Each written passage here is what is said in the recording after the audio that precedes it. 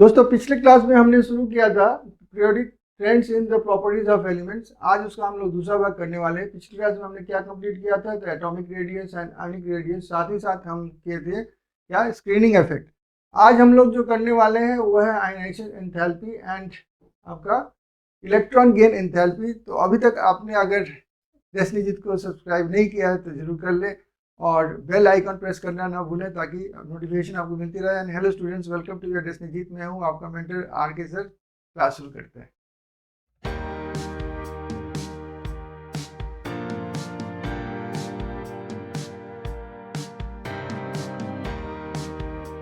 तो शुरू करते हैं आयनाइजेशन एंथैल्पी से। आयनाइजेशन एंथैल्पी है क्या? It is the quantitative measure of the tendency of an element to lose an electron.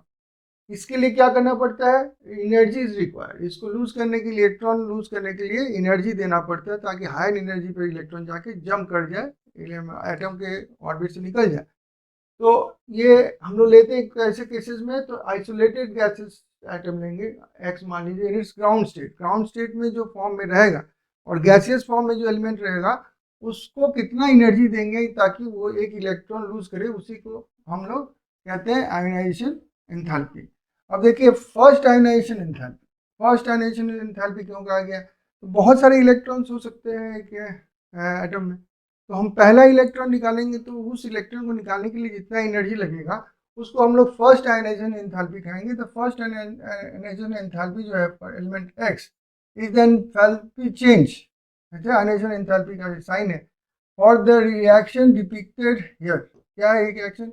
Gaseous form में यह है कौन? ये एटम एक्स, और उसने एक इलेक्ट्रॉन छोड़ा, क्या बन जाएगा? एक्स प्लस माना 1 हो जाएगा, पॉजिटिव 1 साइन हो जाएगा, यानी कि उसके पास प्रोटॉन की संख्या इलेक्ट्रॉन से एक ज़्यादा हो जाएगी। तो the ionisation enthalpy is expressed in units of kilo joules. ये याद रखिएगा, मेंशन करने के लिए जरूरी होता है कि किलो जूल पर मोल लिया जाता है, जूल पर मोल नहीं लिया जाता है। यहाँ पे फर्स्ट आयनाइजेशन एंथैल्पी हम लोग देखें अगर इस फिगर में, तो क्या देखते हैं कि यहाँ पे एक स्ट्राइकिंग फीचर देखिएगा कि यहाँ पे हीलियम है, यहाँ पे नियॉन है, आर्गन, क्रिप्टॉन एंड ज़ेनॉन। ये सब क्या है? नोबल गैसेस है। तो फर्स्ट आयनाइजेशन एंथैल्पी आप देखोगे कि जितने नोबल गैसेस के हैं वो बहुत ज़्यादा है। ऐसा क्यों है? क्योंकि वो अपना इलेक्ट्रॉन छोड़ना नहीं चाहते हैं, क्योंकि वो अपने स्टेबल कंडीशन में है। हम जानते हैं नोबल गैस सबसे स्टेबल कंडीशन में होते हैं, इसलिए वो अपना इलेक्ट्रॉन ईजिली नहीं छोड़ना चाहते। हमको ज़्यादा एनर्जी देना पड़ेगा ताकि वो इलेक्ट्रॉन छोड़ सके। उसी तरह उल्टा देखिए, उसके विपरीत देखिए, यहाँ पे देखिए lithium, sodium, potassium, rubidium, caesium, ये क्या है? ये अल्कली मेटल्स है। तो अल्कली मेटल्स में देखिए सबसे लोएस्ट आपका आयनाइजेशन एंथैल्पी बन रहा है। ऐसा क्यों बन रहा है? क्योंकि देखिए इनके पास में एक इलेक्ट्रॉन जो होता है, जो कि वो दे देते हैं, तो वो फिर नोबल गैस कॉन्फ़िगरेशन में चले आते हैं। जैसे कि मान लीजिए हीलियम के, लिथियम के पास में कितना है? तो ये लिथियम के पास में आपके पास कितना है? 3 इलेक्ट्रॉन्स हैं। और शेल्स कितने हैं? 2 शेल्स हैं। तो इनर शेल जो है, इनर शेल पूरा शील्ड हो गया है, शील्ड कर रहा है। तो एस ऑर्बिटल शील्ड कर रहा है। तो हमने शील्डिंग पढ़ा था, हमने पिछले क्लास में शील्डिंग देखा था हमने कि कैसे शील्डिंग के चलते जो इफेक्टिव न्यूक्लियर चार्ज है वो भी कम हो जाता है। तो एक कंप्लीट एक शील्ड लेयर या शील्ड शेल मिलता है उसको, जो कि उसको प्रोटेक्ट करता है from the nucleus to be pulled. Electron, second है कि इलेक्ट्रॉन खुद वो अनस्टेबल होने के चलते एक इलेक्ट्रॉन एक्स्ट्रा है, अगर वो छोड़ देता है तो हीलियम के कॉन्फ़िगरेशन में चला आता है, इसलिए वो इजीली देना चाहता है इलेक्ट्रॉन। सोडियम के बारे में वही कहेंगे, वो नियॉन बनना चाहेगा एक इलेक्ट्रॉन देके। पोटेशियम जो आर्गन बनना चाहेगा एक इलेक्ट्रॉन देके। केवल ये मत सोचिए कि इलेक्ट्रॉन देकर बनना चाहता है, इलेक्ट्रॉन देना चाहेगा तो दे सकता है क्या, वो भी तो जानना जरूरी है। तो शील्डिंग इफेक्ट आपका जो है, प्रीवियस लेक्चर में मैंने बहुत अच्छी तरह समझाया है कि शील्डिंग इफेक्ट कैसे कैसे होता है। हम लोग देखते हैं ऑर्बिटल्स की शेप डिपेंड करता है कि ऑर्बिटल शेप कैसा है, उसके हिसाब से शील्डिंग इफेक्ट होता है। शील्डिंग इफेक्ट सबसे ज़्यादा होता है किसके द्वारा? एस ऑर्बिटल के द्वारा, एस सबशेल के ऑर्बिटल्स के द्वारा। और अगर वो एक शेल को कंप्लीटली फिल कर देता है इलेक्ट्रॉन तो शील्डिंग बहुत ज़्यादा होती है। तो यहाँ पे जैसे एक नंबर जो शेल है कंप्लीटली फिल्ड है, यहाँ पे 2 शेल्स कंप्लीटली फिल्ड है, यहाँ पे 3 शेल्स कंप्लीटली फिल्ड होता है। तो जैसे जैसे आउटर इलेक्ट्रॉन होते जाते हैं तो आउटर इलेक्ट्रॉन से अवे फ्रॉम द न्यूक्लियस चले जाते हैं, और ये अवे फ्रॉम द न्यूक्लियस जाएंगे तो अट्रैक्शन ऑफ टुवर्ड्स न्यूक्लियस कम हो जाएगा, तो मुझे कम क्या एनर्जी देनी होगी। तो यहाँ पे जैसे जैसे हम देखते हैं कि देखिए यहाँ पे पोटेशियम की एनर्जी और कम लग रही है। इस तरह से हम लोग देखते हैं डाउन द ग्रुप और भी एनर्जी कम हो जाती है, लेकिन अक्रॉस द आप जाइए पीरियड, यहाँ से लिथियम से आप हीलियम की तरफ जा रहे हो तो देखोगे कि आयनाइजेशन एंथैल्पी बढ़ रही है। सोडियम से आप नियॉन की तरफ जा रहे हो तो आयनाइजेशन एंथैल्पी बढ़ रही है। ऐसा क्यों है? एक पीरियड में क्या होता है, शेल की संख्या बढ़ती नहीं है, तो शील्डिंग इफेक्ट जो है एक शेल की ही रह जाती है। यहाँ पे जैसे मान लिथियम के नीचे भीतर वाला शेल कौन सा है, तो फर्स्ट नंबर शेल है, उसमें 2 इलेक्ट्रॉन से वो शील्डिंग कर रहे थे लिथियम के लिए। लिथियम के बाद में आपके जो बेरिलियम आएगा या उसके बाद जो आएंगे तो सारे के सारे को केवल एक ही शेल शील्डिंग करेगा, प्रोटेक्शन देगा। बाकी लेकिन इलेक्ट्रॉन्स बढ़ने के चलते आपके उसी सेकेंड शेल में इलेक्ट्रॉन्स बढ़ रहे हैं और क्या बढ़ रहे हैं, प्रोटॉन्स भी बढ़ रहे हैं। तो वहाँ पे क्या होता है, ज़्यादा डोमिनेंसी हो जाती है न्यूक्लियर चार्ज की, पुलिंग की, तो इसलिए पुलिंग ज़्यादा हो जाती है तो शील्डिंग इफेक्ट कम महसूस होता है और इसलिए एनर्जी ज़्यादा देनी पड़ती है एलिमेंट्स को ताकि वो अपने इलेक्ट्रॉन को छोड़ सके, लूज कर सके। ठीक सिमिलर आप देखते हो सोडियम टू नियॉन जाओगे, एक ही पीरियड में जो है शील्डिंग इफेक्ट कम होने के चलते आपकी न्यूक्लियर चार्ज की इफेक्ट, नेट इफेक्ट ज़्यादा हो जाती है, इसलिए जो है आयनाइजेशन एंथैल्पी ज़्यादा हो जाती है। तो ये याद रखिएगा कि एक्चुअली हम लोग आयनाइजेशन एंथैल्पी अगर देखते हैं तो डिपेंड करता है डायरेक्टली ऑन क्या, जेफ स्क्वायर, और इनडायरेक्टली अपॉन एन स्क्वायर। और इनडायरेक्टली मैंने कहा मतलब कि 1/n स्क्वायर, यानी कि जैसे जैसे आपकी नंबर ऑफ शेल्स बढ़ेंगे आयनाइजेशन एंथैल्पी कम होगी, जैसे जैसे जेफ बढ़ेगा आयनाइजेशन एंथैल्पी ज़्यादा लगेगा। जैसे मान लीजिए यहाँ पे जेफ बढ़ रहा है, क्या न्यूक्लियर चार्ज बढ़ते जा रहे हैं, जैसे जैसे बढ़ रहा है long the period ionisation enthalpy बढ़ रही है। और अगर डाउन द ग्रुप देखें तो यहाँ पे नंबर ऑफ शेल्स बढ़ रहे हैं, नंबर ऑफ शेल्स बढ़ेंगे तो आयनाइजेशन एंथैल्पी कम होती जाएगी। और ये भी कितने स्क्वायर से कम हो रहा है या ज़्यादा हो रहा है, देखिए यहाँ पे ये जो है अक्रॉस द पीरियड जो है ionization enthalpy is proportional to zeff square, जबकि ionization enthalpy is inversely proportional to या indirectly proportional to n square. तो ये बात दिमाग में आपके बैठ के जानी चाहिए कि अक्रॉस द जब हम पीरियड जाते हैं आयनाइजेशन एंथैल्पी बहुत क्या होती है, बढ़ने लगती है, क्योंकि जेड माने जेफ जो है जेड इफेक्टिव बढ़ने लगता है और इसलिए आयनाइजेशन एंथैल्पी देखिए कहाँ 500 कहाँ 2500 हो गया। तो ये देखिए अक्रॉस द पीरियड कितना बढ़ गया। लेकिन डाउन द पीरियड हम देखेंगे तो ये inversely proportional to n square, number of shells बढ़ेंगे तो यहाँ पे कितने शेल्स है, इनर शेल एक शेल, माने इनर शेल एक है। तो सेकेंड शेल की बात हो रही है क्योंकि हम लोग सेकेंड पीरियड का देख रहे हैं। फर्स्ट पीरियड में आप जानते हो खाली हाइड्रोजन एंड हीलियम होता है, तो यहाँ पे देखिए हाइड्रोजन यहाँ पे है एक्चुअली, तो हम लोग को समझाने के लिए ऐसे कर दिया गया ताकि ये फर्स्ट पीरियड के बाद का आप देख रहे हो सेकेंड पीरियड में चले हम आए। तो जैसे सेकेंड पीरियड के जितने हैं तो उसमें तो आपकी जेफ बढ़ रही है, तो जेफ जैसे जैसे बढ़ेगी तो एक्चुअली हम ऐसे देखेंगे पीरियड एक्चुअली ये आपका ऐसे समझे, आप क्लियर समझिए, हम समझा दे रहे हैं। हीलियम नियॉन से सॉरी हीलियम लिथियम से नियॉन की तरफ जाता है, हीलियम की तरफ नहीं जाता है। हाइड्रोजन यहाँ पे क्या है, यहाँ पे हाइड्रोजन, हाइड्रोजन के बाद हीलियम, हीलियम का लिथियम, उससे बेरिलियम, बेरिलियम के बाद में आपका आ जाता है बोरॉन, कार्बन, इस तरह से आगे हम बढ़ते हैं नियॉन तक जाते हैं, फिर हम सोडियम में आते हैं, सोडियम के बाद में उसी तरह से हम आर्गन तक जाते हैं, फिर हम पोटेशियम में आते हैं, पोटेशियम से फिर हम ऐसे क्रिप्टॉन में जाते हैं। ये सारे के सारे हम लोग इस तरह से देखते हैं। अब देखिए सेकेंड, ये तो फर्स्ट आयनाइजेशन एंथैल्पी की बात हो गई। अब सेकेंड आयनाइजेशन एंथैल्पी की बात करते हैं। तो सेकेंड आयनाइजेशन एंथैल्पी क्या हो, एक इलेक्ट्रॉन निकल जाने के बाद वो एक पॉजिटिव चार्ज आयन बन जाता है। कौन, एलिमेंट, वो एलिमेंट नहीं रह जाता, आयन हो जाता है, एटम नहीं रह जाता है। अब वो तो चाहेगा कि इलेक्ट्रॉन्स, क्योंकि उसके पास इलेक्ट्रॉन की कमी हो गई, क्योंकि उसकी होनी चाहिए जितनी उतनी नहीं है, कम है, तो वो नहीं चाहेगा इलेक्ट्रॉन लूज करना, वो चाहेगा इलेक्ट्रॉन ले लेना वापस जो चला गया, इसलिए उससे दूसरा इलेक्ट्रॉन निकालना थोड़ा कठिन हो जाता है। तो सेकेंड देखिएगा आयनाइजेशन एंथैल्पी जो होता है फर्स्ट आयनाइजेशन एंथैल्पी की तुलना में ज़्यादा होता है। तो second ionisation enthalpy is the energy required to remove the second most loosely bound electron, it is the energy required to carry out the reaction. यहाँ पे देखिए पॉजिटिव चार्ज आयन से एक और इलेक्ट्रॉन निकालेंगे तो ये 2+ बन जाएगा। The energy is always required, energy is always required to remove electrons from an atom. जब भी आप इलेक्ट्रॉन निकालते हो एटम से तो आपको एनर्जी देना पड़ेगा। इसलिए हमेशा जो है आयनाइजेशन एंथैल्पी क्या होता है, पॉजिटिव होता है। जब किसी रिएक्शन में एनर्जी दिया जाता है तो उसको हम लोग पॉजिटिव साइन से दिखाते हैं। The second ionisation enthalpy will be, जो मैं कह रहा था, higher than its first ionisation enthalpy because it is more difficult to move an electron from positive charge ion. तो पॉजिटिव चार्ज आयन हो गया, उससे फिर एक इलेक्ट्रॉन लेना कठिन बात हो जाती है न्यूट्रल एटम की तुलना में, ठीक है। इन द सेम वे अगर आप तीसरा इलेक्ट्रॉन निकालना चाहते हो तो थर्ड आयनाइजेशन एंथैल्पी बनेगा विल बी हायर, बहुत भी ज़्यादा हो जाएगा then the second and so on. उसके बाद फोर्थ वाला तो निकलना ही नहीं चाहेगा, निकलता ही नहीं है इलेक्ट्रॉन, ऑलमोस्ट बहुत रेयर केसेस देखा जाता है। तो द टर्म आयनाइजेशन एंथैल्पी को लेकर लिखा हुआ है और नहीं लिखा गया कि ये फर्स्ट है, सेकेंड है, थर्ड है आपके कहीं क्वेश्चन में। तो उसको कौन सा आयनाइजेशन एंथैल्पी आप करोगे, तो उसको आप फर्स्ट आयनाइजेशन एंथैल्पी, केवल आयनाइजेशन एंथैल्पी लिखा रहेगा।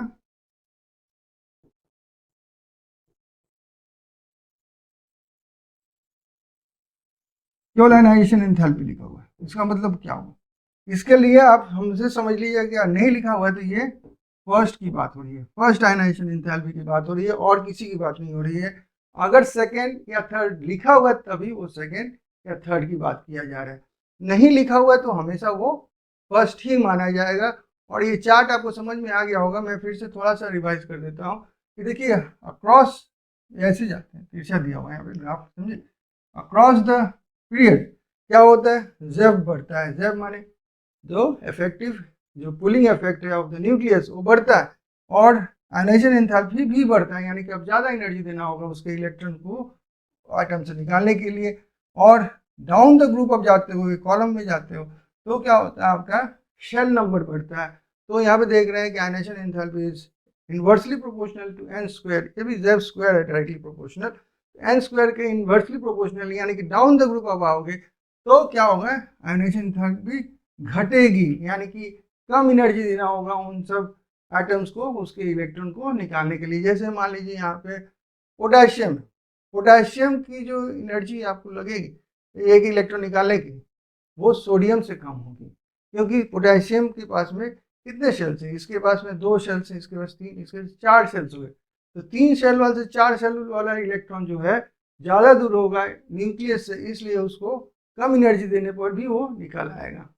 अब हम देखने जा रहे हैं कि एक इलेक्ट्रॉन जो एटम के मान लीजिए सबसे आउटर शेल में है और उसको हमको निकालना है, तो निकाल कर कहाँ ले जाएंगे, हम उसको ले जाएंगे एक माने एटम के विसिनिटी से बाहर, यानी कह रहे हैं उसके अट्रैक्शन में नहीं रह जाएगा, उस पोजीशन को हम कहते हैं इन्फिनिटी पोजीशन। तो उस एनर्जी उतना एनर्जी देना होगा ताकि वो इन्फिनिटी में चली जाए। तो हमने एनर्जी दिया कहाँ पर, हमने एनर्जी दिया जिस शेल में या जिस ऑर्बिट में इलेक्ट्रॉन है। और ये भी देखना होगा कि कौन से एटम में है, हाइड्रोजन के एटम में कोई है तो उसके भीतर में कितने प्रोटॉन है, एक प्रोटॉन है। उसी तरह से हम कहते हैं कि अगर लिथियम में देखते हैं तो कितने प्रोटॉन है, तो 3 प्रोटॉन है। तो इस तरह से हम क्या करते हैं, अगर हम सोडियम ले लेते हैं तो 11 प्रोटॉन हो जाते हैं, माने यानी कि जेफ बढ़ेगा, जेफ माने जेड समझ लीजिए, उससे फिर शील्डिंग इफेक्ट लगा दीजिएगा तो जेफ हो जाता है। जेफ बढ़ता है तो अट्रैक्शन टुवर्ड्स द न्यूक्लियस बढ़ती है, और एन बढ़ता है तो क्या होता है, अट्रैक्शन कम हो जाता है। तो दोनों फैक्टर्स हमको देखने होंगे, कम एनर्जी देना होगा जितना एन हो जाएगा। तो एन देखिए आपका डिनोमिनेटर में आता है, जेफ आपके इसमें आता है न्यूमरेटर में आता है, यानी बढ़ता है आपका आयनाइजेशन एनर्जी। अब हमको खोजना कैसे होगा कि फर्स्ट आयनाइजेशन एनर्जी कितना लगा, आयनाइजेशन एनर्जी मतलब कि एंथैल्पी भी कह सकते हैं। तो वो हो जाता है आपकी, देखिए इन्फिनिटी में गया, एक एनर्जी उसने लेकर हासिल किया ना, और वो जब एक शेल में था तो उसकी एक एनर्जी थी, दोनों का डिफरेंस करेंगे तो हमने उतना एनर्जी दिया उसको। तो हमने आयनाइजेशन एंथैल्पी यानी कि हाई आयनाइजेशन एनर्जी कहिए जो हमने दिया एक इलेक्ट्रॉन को एटम से निकलने के लिए, इन्फिनिटी में जाने के लिए, वो कैसे निकालेंगे, तो energy of the electron in infinity, at infinity कहते हैं, minus the energy of the electron in a particular shell. तो उसको खोजें कैसे, इन्फिनिटी में कितनी होती है एनर्जी इलेक्ट्रॉन की, वो आपको जाननी पड़ेगी, तो होता है 0। और एक शेल में कितना होता है एनर्जी, तो होता है देखिए माइनस में होता है, याद रखिएगा। अब मत समझिए 0 है अगर इन्फिनिटी में है तो यानी इन्फिनिटी में सबसे लो है, नहीं, इन्फिनिटी में सबसे हाईएस्ट एनर्जी होती है किसकी, इलेक्ट्रॉन की। और जैसे जैसे कि शेल में वो ग्राउंड न्यूक्लियस के पास जितना आता जाएगा उतनी उसकी एनर्जी नेगेटिव में बढ़ती जाएगी, क्योंकि अट्रैक्शन होती है टुवर्ड्स द न्यूक्लियस। तो यहाँ पे माइनस में जो है उसकी किसी भी शेल में जो एनर्जी होगी -13.6 जेफ स्क्वायर या जेड स्क्वायर भी समझने के लिए बोल सकते हैं आप, अपॉन एन स्क्वायर होगा। तो माइनस यहाँ पर भी है, माइनस यहाँ पर भी है, तो दोनों माइनस मल्टीप्लाई करने पर प्लस हो जाएगा। तो आपको एनर्जी देनी होगी इतनी, कितनी एनर्जी देनी होगी, कितनी एनर्जी देनी होगी, डिफरेंस तो ये है ना, 13.6 Zeff square upon n square energy दोगे तो कितने इलेक्ट्रॉन्स निकलेंगे, एक इलेक्ट्रॉन निकलेगा। यानी कि फर्स्ट आयनाइजेशन एंथैल्पी के लिए आपको इतना एनर्जी देना पड़ेगा। और उसमें की दो फैक्टर्स बहुत की फैक्टर्स हैं, एक तो आपका जेफ स्क्वायर और दूसरा है आपका एन स्क्वायर। जेफ स्क्वायर क्या करता है, वो कितने पावरफुल अट्रैक्शन से न्यूक्लियस टान रहा है ये बताता है।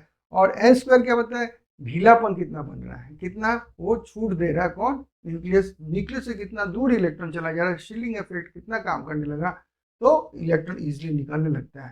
तो अब देखते हैं हम अक्रॉस द पीरियड, एक बार फिर से चेक करते हैं कि आयनाइजेशन एंथैल्पी कैसे बढ़ता है। तो देखिए हमने कहा था कि अक्रॉस द पीरियड आपका आयनाइजेशन एंथैल्पी बढ़ता है। क्यों बढ़ता है, मैंने कहा कि शेल तो बढ़ता नहीं है, शेल नहीं बढ़ेगा तो आयनाइजेशन एंथैल्पी कम नहीं होगा, लेकिन Z बढ़ते जाता है, यानी कि जेफ स्क्वायर भी बढ़ता जाता है। तो जेफ बढ़ेगा, जेफ स्क्वायर भी बढ़ेगा, और इस तरह से आयनाइजेशन एंथैल्पी बढ़ेगी। ये तो अच्छी बात है। अब लेकिन एक प्रॉब्लम यहाँ पे देखोगे आप कि ये देखिए बेरिलियम के बारे में मैं कह रहा हूँ और नाइट्रोजन के बारे में कह रहा हूँ, यहाँ पे देखिए लेकिन एक माउंट जैसा बन गया है, ऐसे बन गया है, ऐसे बन गया है, बन गया है ना। तो ये क्यों होना चाहिए था, ऐसे कुछ ऐसा होना चाहिए था, ऐसे जाना चाहिए था, फिर ऐसे ऐसे चला जाता, ग्राफ तो बनना चाहिए था ऐसे। लेकिन ये कहाँ से ऊपर उठ गए हैं, दो दो पीक बन गए हैं, ये क्यों बन गया है। यानी कि यहाँ पर बेरिलियम और नाइट्रोजन में हम लोग देख रहे हैं एनर्जी ज़्यादा लग रहा है उसके बाद वाले से, जबकि बाद वाले का एनर्जी ज़्यादा होना चाहिए। जैसे मान लीजिए कार्बन और बोरॉन में तो कार्बन की एनर्जी ज़्यादा लग रही है ना, ज़्यादा आयनाइजेशन एंथैल्पी लगेगा to take out the electron in comparison to boron. अगर लिथियम और बोरॉन भी देखेंगे तो यहाँ पे भी देखिए लिथियम से बोरॉन में ज़्यादा एनर्जी लग रही है, या फ्लोरीन से आपको देखने को मिल रही है, या नियॉन की ज़्यादा लग रही है, ऑक्सीजन से फ्लोरीन की ज़्यादा लग रही है। लेकिन ये क्या है कि बोरॉन से उल्टा पीछे की तरफ भी ज़्यादा लग रहा है, बोरॉन का 801 है, बेरिलियम का 899 है, ये क्यों। अब इसके लिए एक दूसरा कॉन्सेप्ट आ जाता है, केवल शील्डिंग इफेक्ट नहीं, आपको सिमेट्री इफेक्ट देखना पड़ता है, वो क्या होता है। तो देखिए बेरिलियम लेते हैं, तो बेरिलियम का मान लीजिए क्या है, न्यूक्लियस है, तो इसको मैं थोड़ा सा बोल्ड कर देता हूँ। ये बेरिलियम का न्यूक्लियस है, और बेरिलियम कितने एटॉमिक नंबर कितना है बेरिलियम का, तो आप जानते हो कितना होता है, 4 होता है। तो 4 यानी कि फर्स्ट शेल में उसके कितने इलेक्ट्रॉन्स हैं, तो 2 इलेक्ट्रॉन्स हैं। बाकी 2 इलेक्ट्रॉन्स कहाँ है, तो उसके 2 नंबर शेल में। ये देखने में तो आसान लग रहा है कि 2 नंबर शेल में ऐसे, लेकिन समझाने के लिए मैं दूसरे ढंग से समझाऊंगा कि देखिए फर्स्ट वाले शेल में तो कितने सब शेल से तो एक था, कौन, एस, तो 1 एस के दोनों इलेक्ट्रॉन्स फिल हो गए, ठीक है। अब चलते हैं इसमें, चलते 2 नंबर शेल में देखते हैं। तो 2 नंबर शेल में हम देखेंगे कि एक सब शेल है आपका एस, और दूसरा सब शेल बन जाता है यहाँ पे पी। अब इस एस के तो एक ही ऑर्बिटल है, और पी के लेकिन आपके 3 ऑर्बिटल्स है।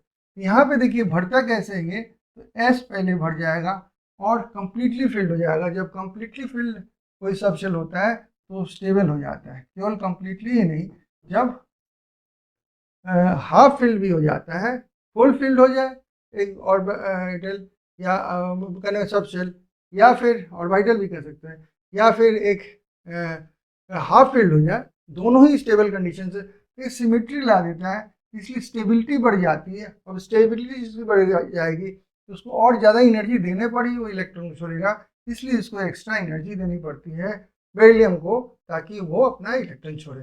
अब नाइट्रोजन में क्या एक्सप्लेनेशन दोगे आप, तो चलते हैं नाइट्रोजन देख लेते हैं एक बार। तो नाइट्रोजन लेते हैं, अब नाइट्रोजन का ये मान लीजिए आपका न्यूक्लियस है। अब नाइट्रोजन में कितने इलेक्ट्रॉन्स होंगे, तो आप जानते हो एटॉमिक नंबर नाइट्रोजन में कितना होता है, 7 होता है।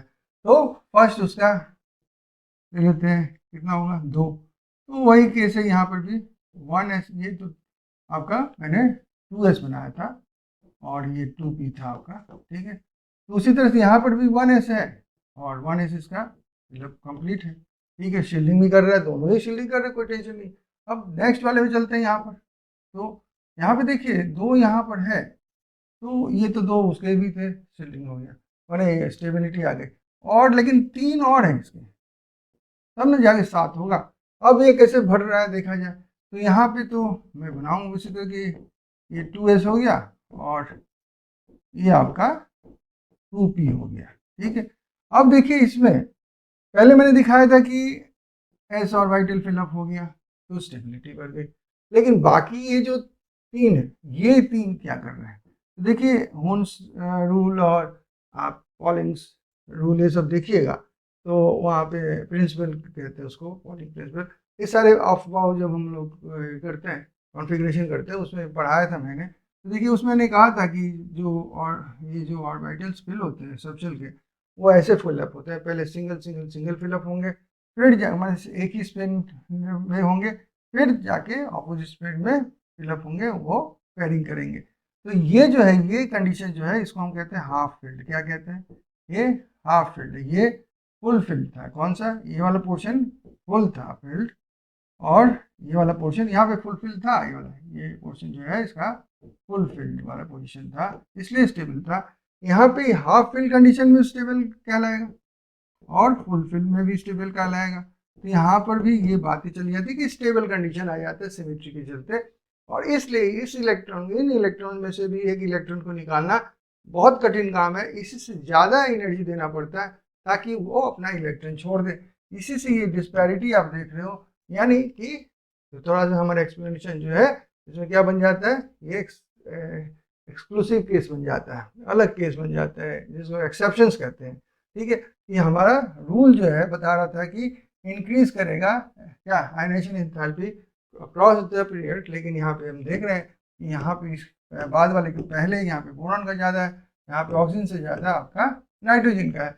ऑक्सीजन में प्रॉब्लम नहीं होती, ऑक्सीजन माने या बोरॉन देख लीजिएगा, तो बोरॉन में तो यहाँ पे एक इलेक्ट्रॉन आके बैठेगा ना, यहाँ पे वो जो है इलेक्ट्रॉन आपका क्या है, अनसिमेट्रिकल, अकेले है और कोई सिमेट्री नहीं बनाया है।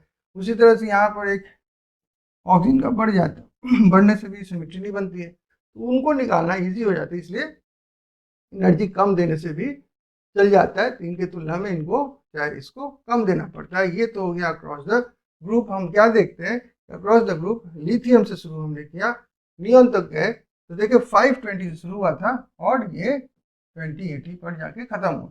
अब डाउन द, ये था अक्रॉस द पीरियड, सॉरी अगर मैंने ग्रुप कहा होगा गलती से तो सॉरी, ये अक्रॉस द पीरियड था। अब हम देखते हैं across the group. Across the group मैंने डाउन द ग्रुप होता है, अक्रॉस द ग्रुप नहीं कहते, यहाँ पे देखने में लग रहा है across the group, down the group ऐसे ही, या डाउन द कॉलम होता है। तो देखिए यहाँ पे तो अच्छे से तो समझ में आता है, lithium, sodium, potassium, rubidium and caesium, इस तरह से धीरे धीरे देखिए आपकी एनर्जी, आयनाइजेशन एंथैल्पी कम होती जा रही है। यहाँ पे 520 शुरू हुआ, ये 374 पर आके अटका है। तो ये ग्रुप 1 कौन सा ये ग्रुप है, ये ग्रुप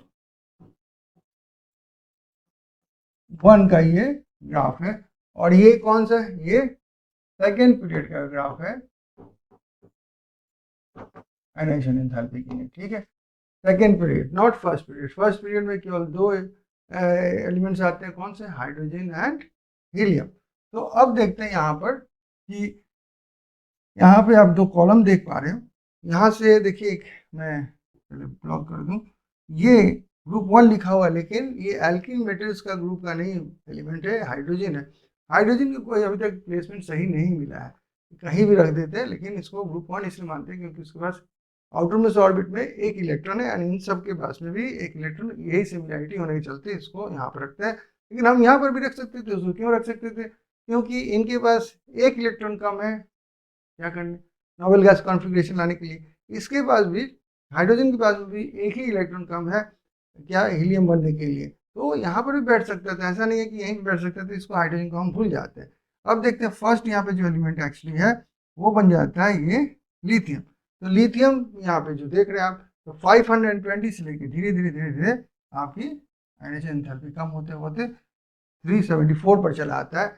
ये किलो जूल्स पर मोल में हम लोग खोज रहे हैं, इसमें कर रहे हैं किलो जूल्स पर मोल में हम बता रहे हैं ये। और यहाँ पे देखिए फ्लोरीन से शुरू हुआ है, कहाँ से शुरू हुआ है, फ्लोरीन से ही शुरू हुआ है यहाँ पे। और भले ही देखिए लिथियम का कितना है 520, फ्लोरीन कितना है 681, बहुत ज़्यादा है, लेकिन अपने ग्रुप में सबसे कम है। चलिए सर, अपने ग्रुप में भी सबसे ज़्यादा है और धीरे धीरे ये कम होता जाएगा। कितना होता जाएगा, जैसे डाउन द ग्रुप जाएंगे तो 12 to 55, उसके बाद 1142, उसके बाद 1009 और 917। इसी तरह से लिथियम अपने ग्रुप में सबसे ज़्यादा है, अपने ग्रुप में उसकी आयनाइजेशन एंथैल्पी सबसे ज़्यादा है 520, और सीजियम की सबसे जो सबसे नीचे है उसकी सबसे कम है। ये तुलना आप जरूर समझ ले कि ionisation enthalpy increases across the period, decreases down the group. Concept को समझने के लिए एक क्वेश्चन मैं आपको करा रहा हूँ, ताकि और भी ये जो शील्डिंग इफेक्ट है और आयनाइजेशन एंथैल्पी का क्या मेल जोल है उसको आप अच्छी तरह से समझ पाओगे इस क्वेश्चन के द्वारा। कह रहे the first ionisation enthalpy values for the third period Na।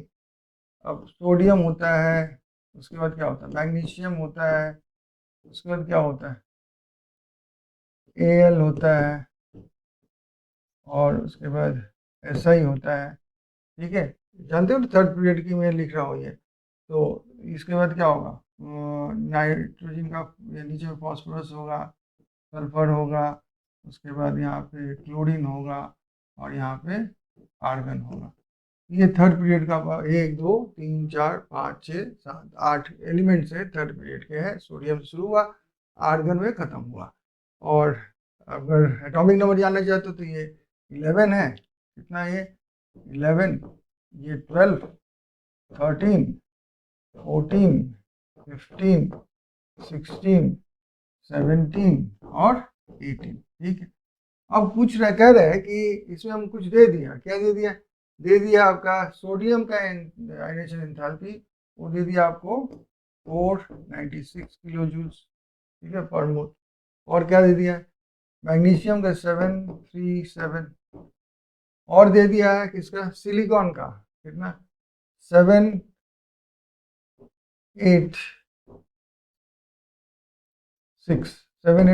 ठीक है, ये दिया हुआ है। अब कह रहा है कि एल्युमिनियम का आप प्रिडिक्ट कीजिए कि इसका आयनाइजेशन एंथैल्पी कितना होना चाहिए, या तो वो 575 की तरफ होगा या 5760 की तरफ होगा।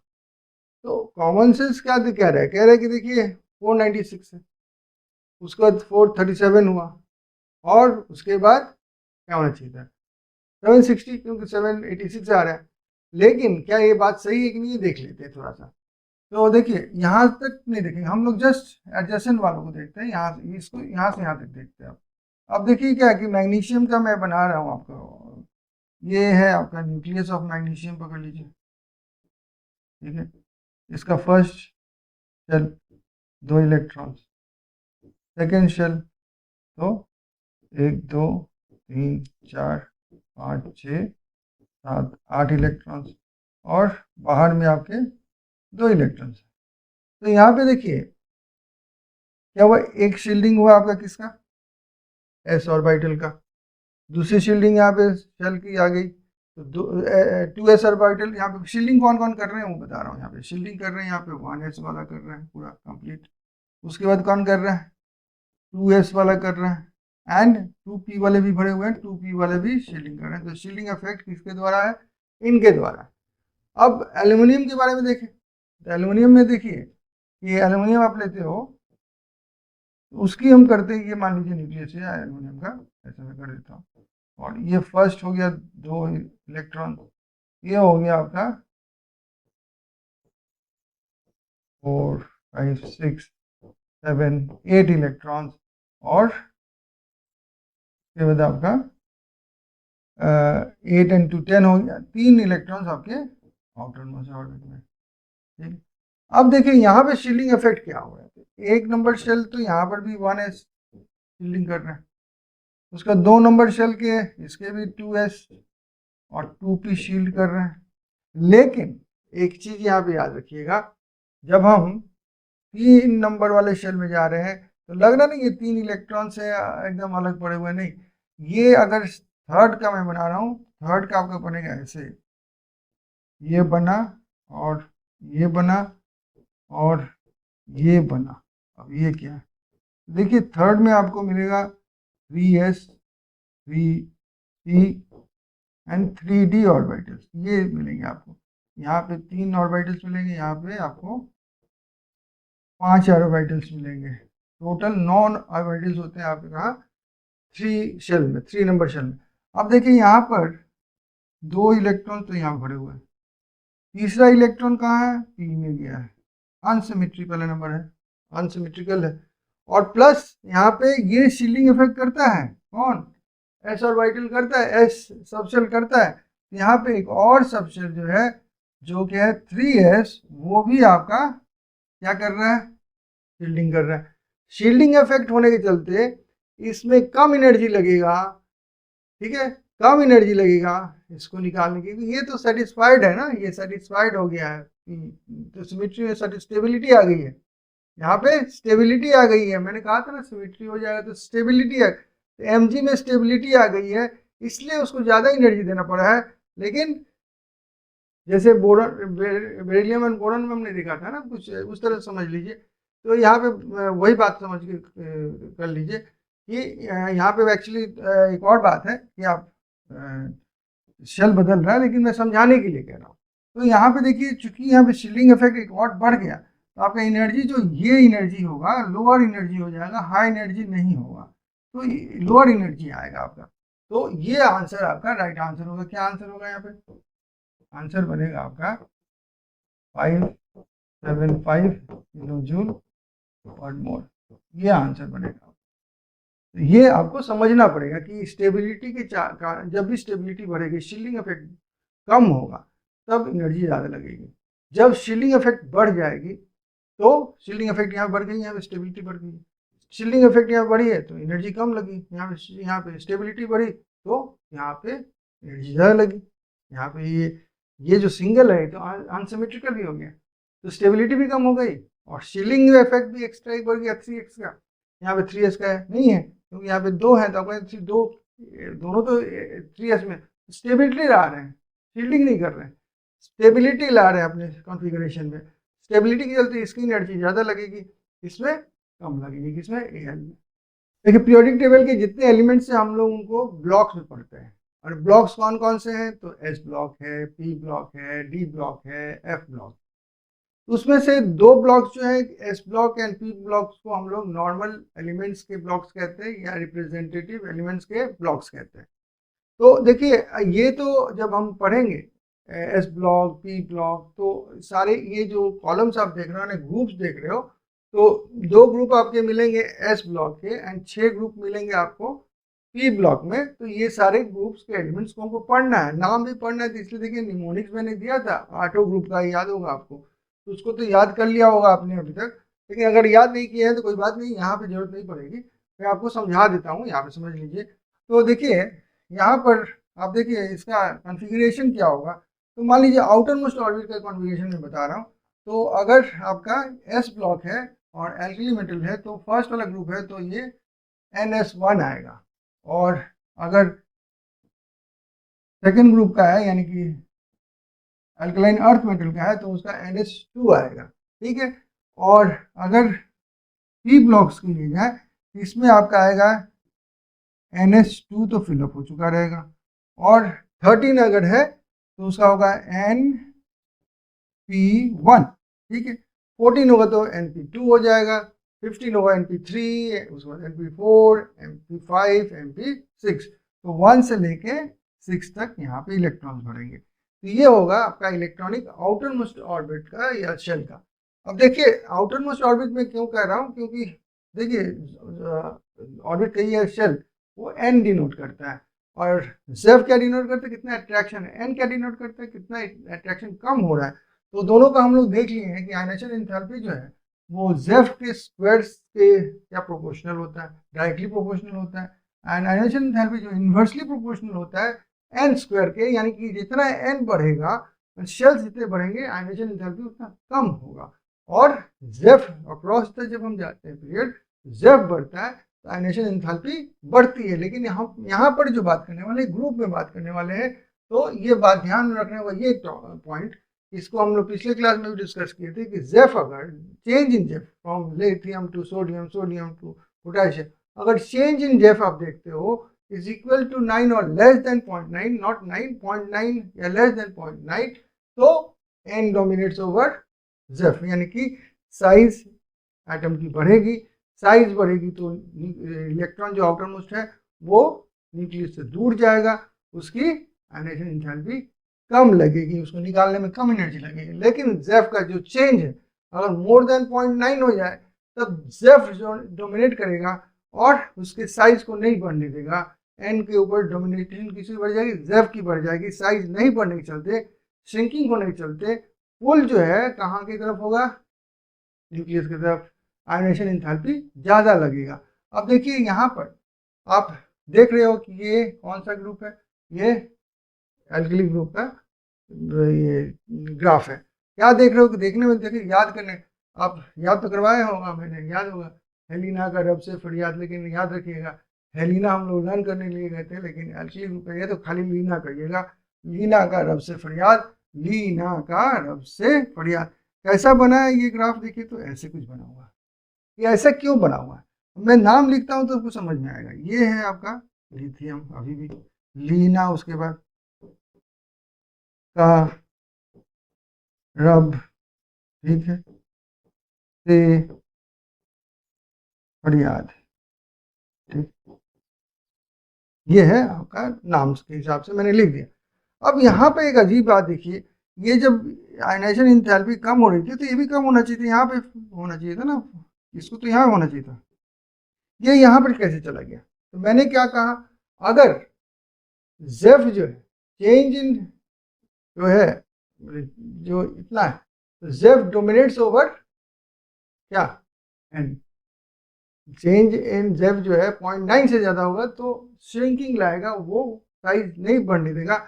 ऐसा ही यहाँ पे देखने को मिलता है आपको फ्रैंक्शियम में। फ्रैंक्शियम के पहले जो है कुछ एक ब्लॉक आता है जिसको कहते हैं एफ ब्लॉक, एफ ब्लॉक आते हैं, डी ब्लॉक आते हैं, दो ब्लॉक्स आते हैं जिनकी शील्डिंग इफेक्ट बहुत पुअर है। हम जानते हैं कि एस ऑर्बिटल का, एस सबसेल का शील्डिंग इफेक्ट सबसे ज़्यादा होता है।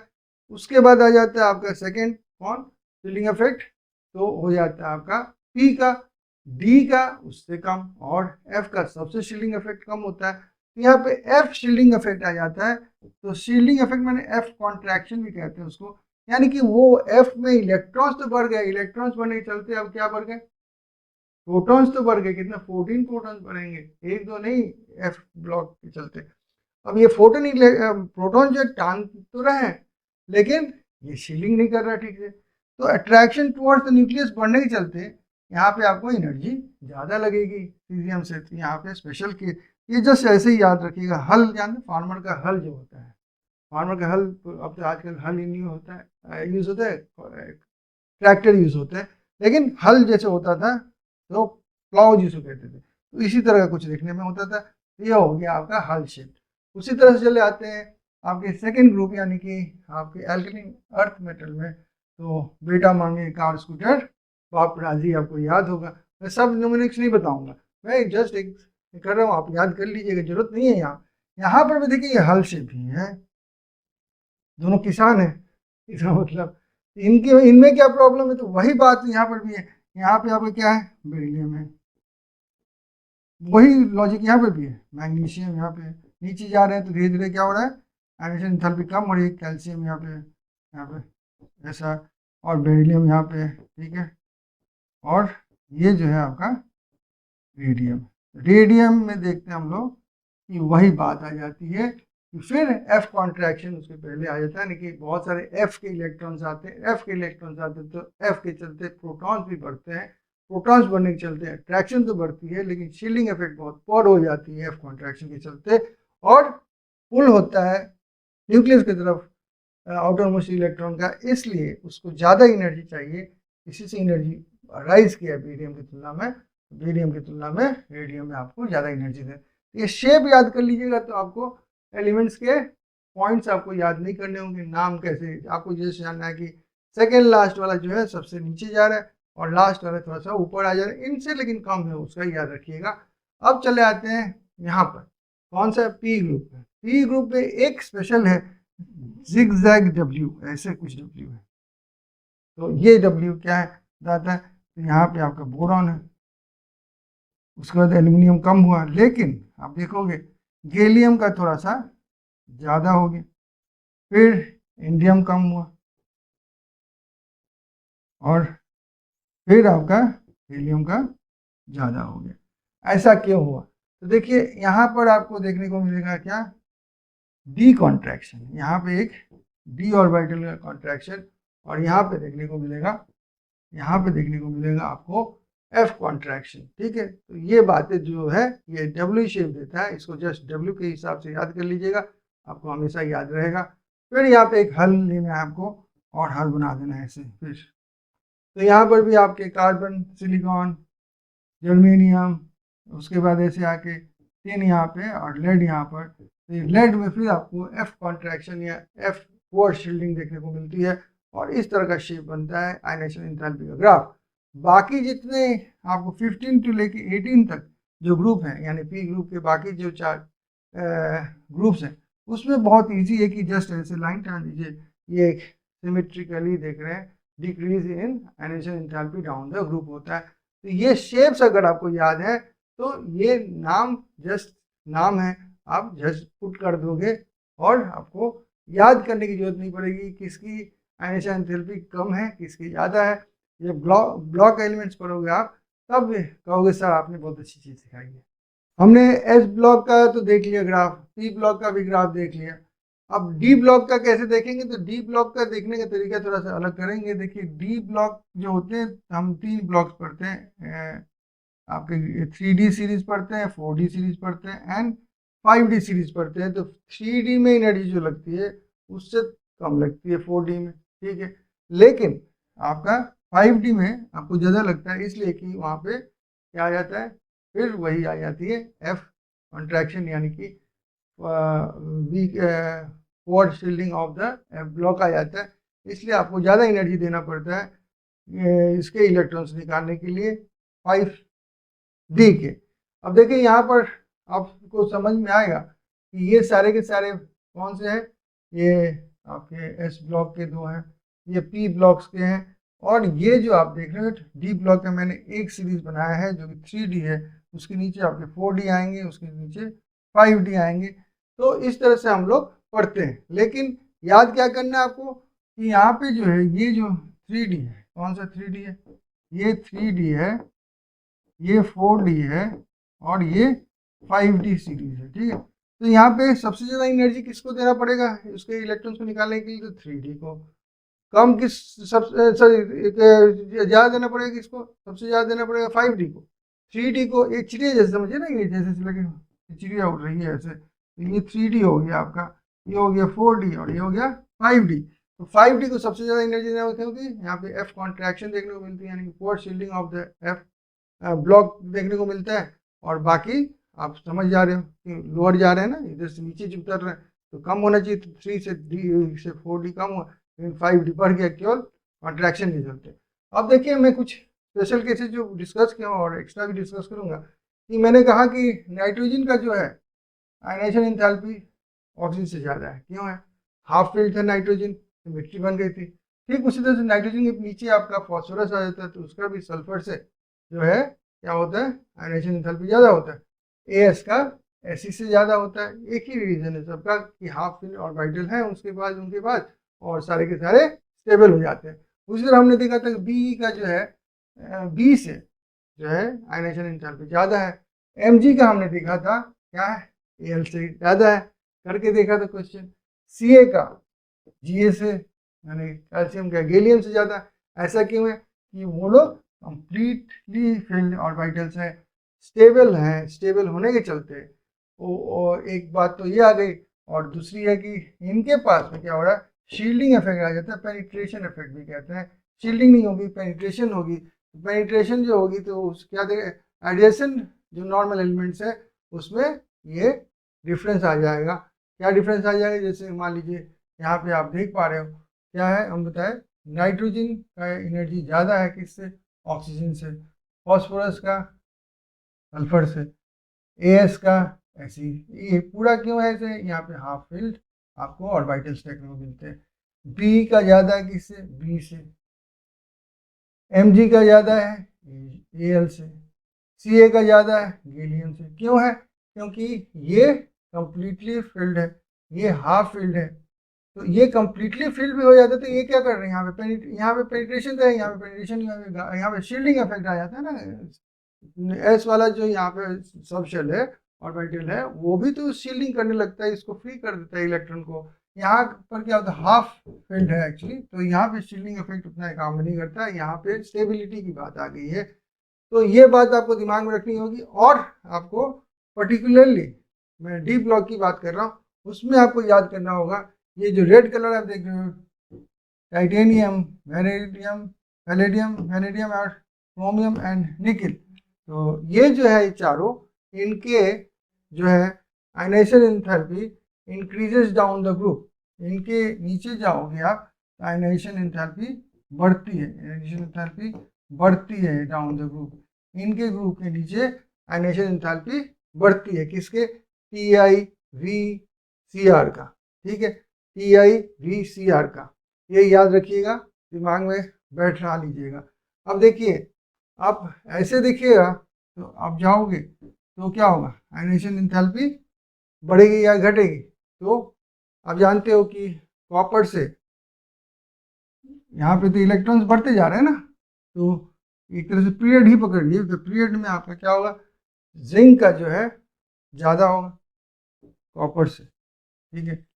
और जिंक का कॉपर से हो गया तो उस हिसाब से हमको क्या लगना चाहिए था, यहाँ पे देखिएगा, ये मैं लिख रहा हूँ ऐसे, यहाँ से लिख रहा हूँ, तो ये एक्चुअली कहाँ से शुरू हुआ है, ये पोटासियम से शुरू होता है, ये कह सकते हैं पीरियड।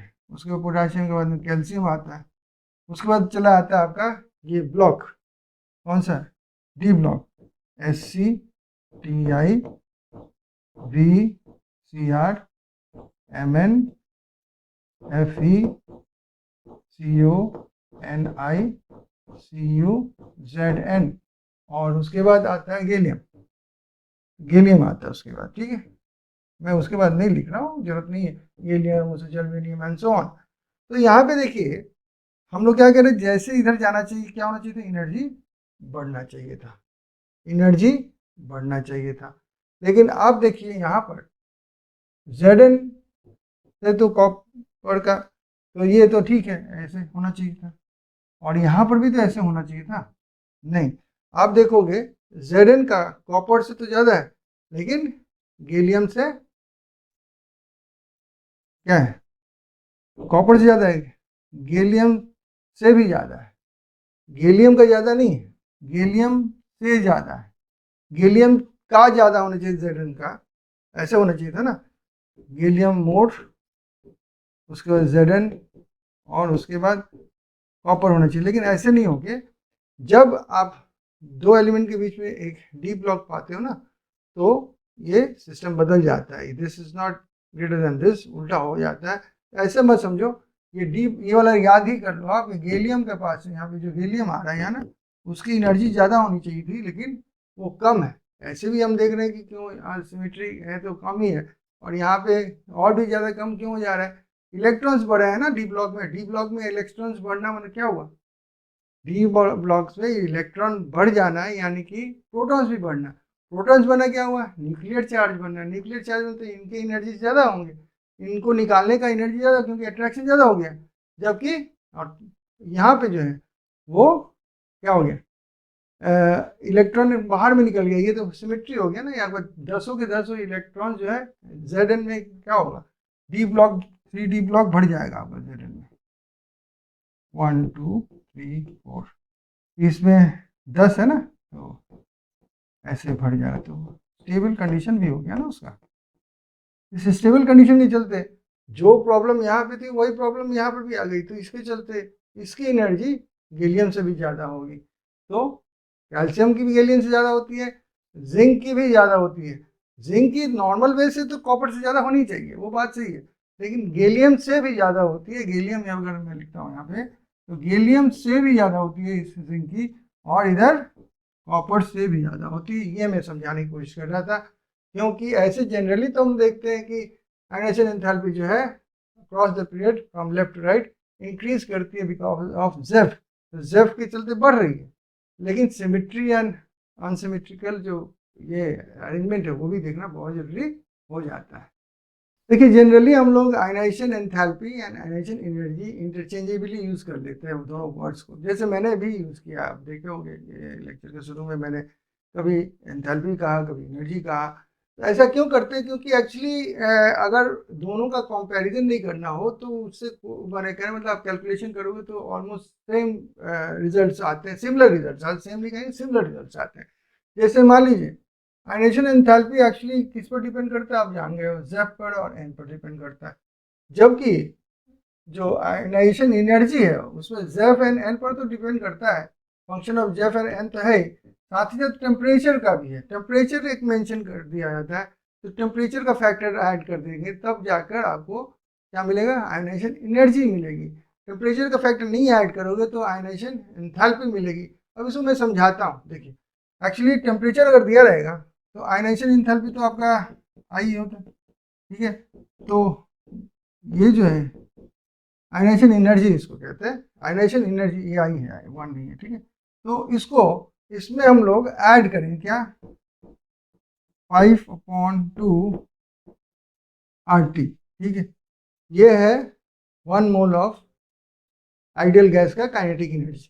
तो एनर्जी आप जानते हो काइनेटिक एनर्जी कब बढ़ता है, टेम्परेचर बढ़ती है, तो जैसे जैसे टेम्परेचर बढ़ेगा काइनेटिक एनर्जी बढ़ेगी। तो इसको ऐड अप करना पड़ेगा आपको, एक्चुअली ये बन जाता है। तब क्या कहोगे आप कि जो आपका आयनाइजेशन एनर्जी जो है, आयनाइजेशन एनर्जी जो है वो किस पर डिपेंड करती है, तो आयनाइजेशन एंथैल्पी पर डिपेंड करती है, plus kinetic energy of the molecules के ऊपर डिपेंड करती है।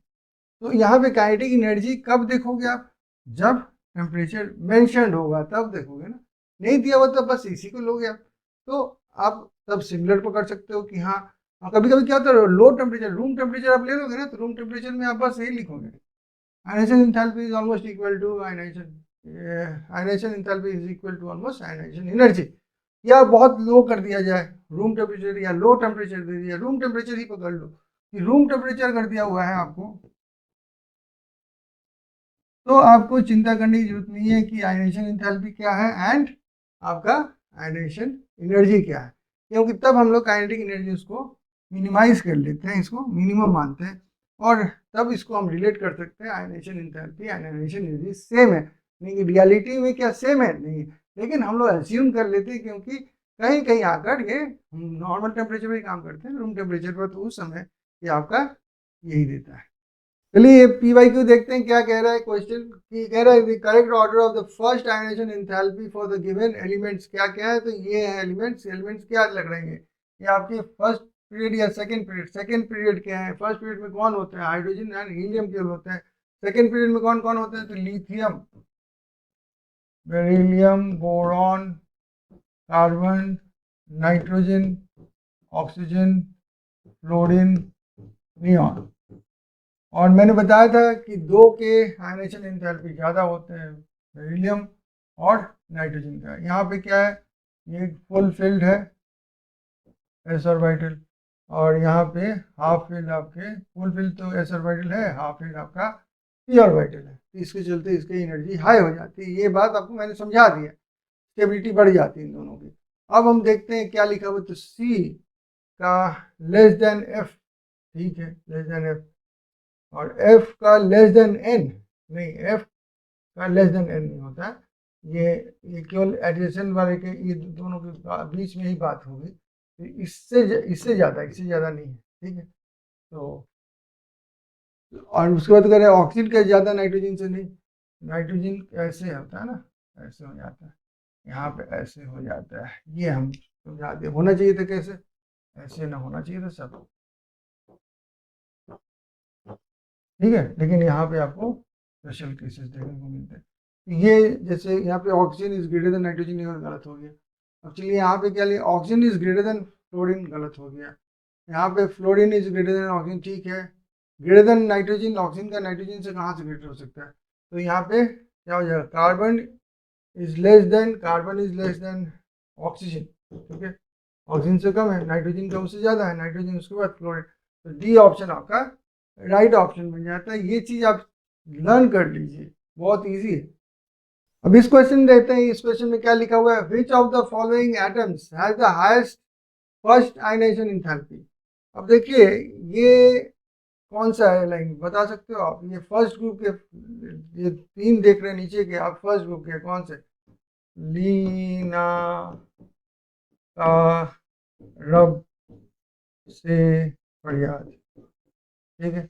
और ये ऐसी देख रहे हो, ये क्या है? ओल्ड स्टाइल से सेलेनियम है, से टी ओ या टी यू। तो ये था, ये क्या नॉन मेटल का है लाइन, कौन सा नॉन मेटल? और ये मेटल्स का है। मेटल्स किधर पड़ते हैं? Left side of the periodic table, non metals right side of the periodic table. तो आप देखिए ये मेटल्स कहाँ से शुरू हुआ है यहाँ पे? तो सोडियम पोटेशियम यहाँ से शुरू हुआ ना। लिथियम चलिए कोवैलेंट तो छोटा उसका साइज होता है, हो सकता है कि उसकी आयनाइजेशन एंथैल्पी ज़्यादा हो, बहुत ज़्यादा तुलना में, लेकिन ये इधर तो जाओगे क्या होगा? आयनाइजेशन एंथैल्पी बढ़ता है, इधर बढ़ता है। तो इन सबसे ज़्यादा आयनाइजेशन एंथैल्पी किसका होना चाहिए? He का होना चाहिए, यानी कि डी का होना चाहिए। किसका होना चाहिए? डी का होना चाहिए। इस तरह से बहुत इजीली आप अगर कंपेयर करते हैं, नॉन मेटल आ जाए, मेटल आ जाए, तो हमेशा नॉन मेटल को चूज कीजिए आप। इसमें तो नाइट्रोजन यहाँ पे नीचे जितना जाओगे आप, बढ़ने वाला है कि घटने वाला है? घटने वाला है। तो आप सबसे ज़्यादा यहाँ पे सोडियम देखोगे, सोडियम की तुलना में आप सल्फर को देखोगे ना, यही बात आ जाती है। तो लेकिन यहाँ पे नॉन मेटल की तरफ जाओगे तो ये आपका नॉन मेटल का आयनाइजेशन एंथैल्पी ज़्यादा ही होगा।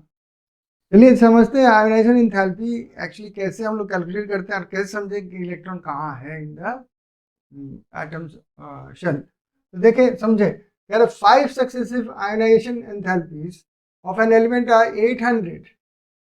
800 बहुत छोटा अमाउंट है, ठीक है। उसका 2427 kg में सब है, याद रखिएगा, पर मोल।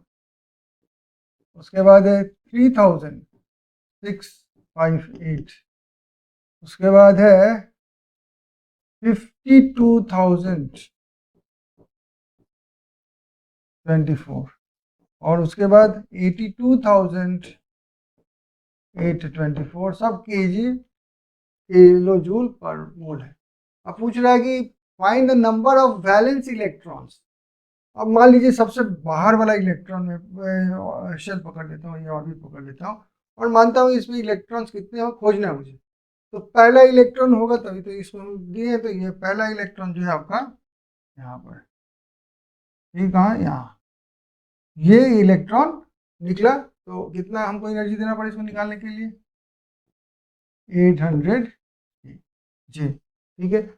अब देखिए चूंकि ये पहला एंथैल्पी है, फर्स्ट एंथैल्पी, तो दूसरे वाले इलेक्ट्रॉन को निकालने में तो पॉजिटिव चार्ज हो गया, तो थोड़ा ज़्यादा लगेगा। तो देखिए यहाँ पे 2427 केजी लग रहा है।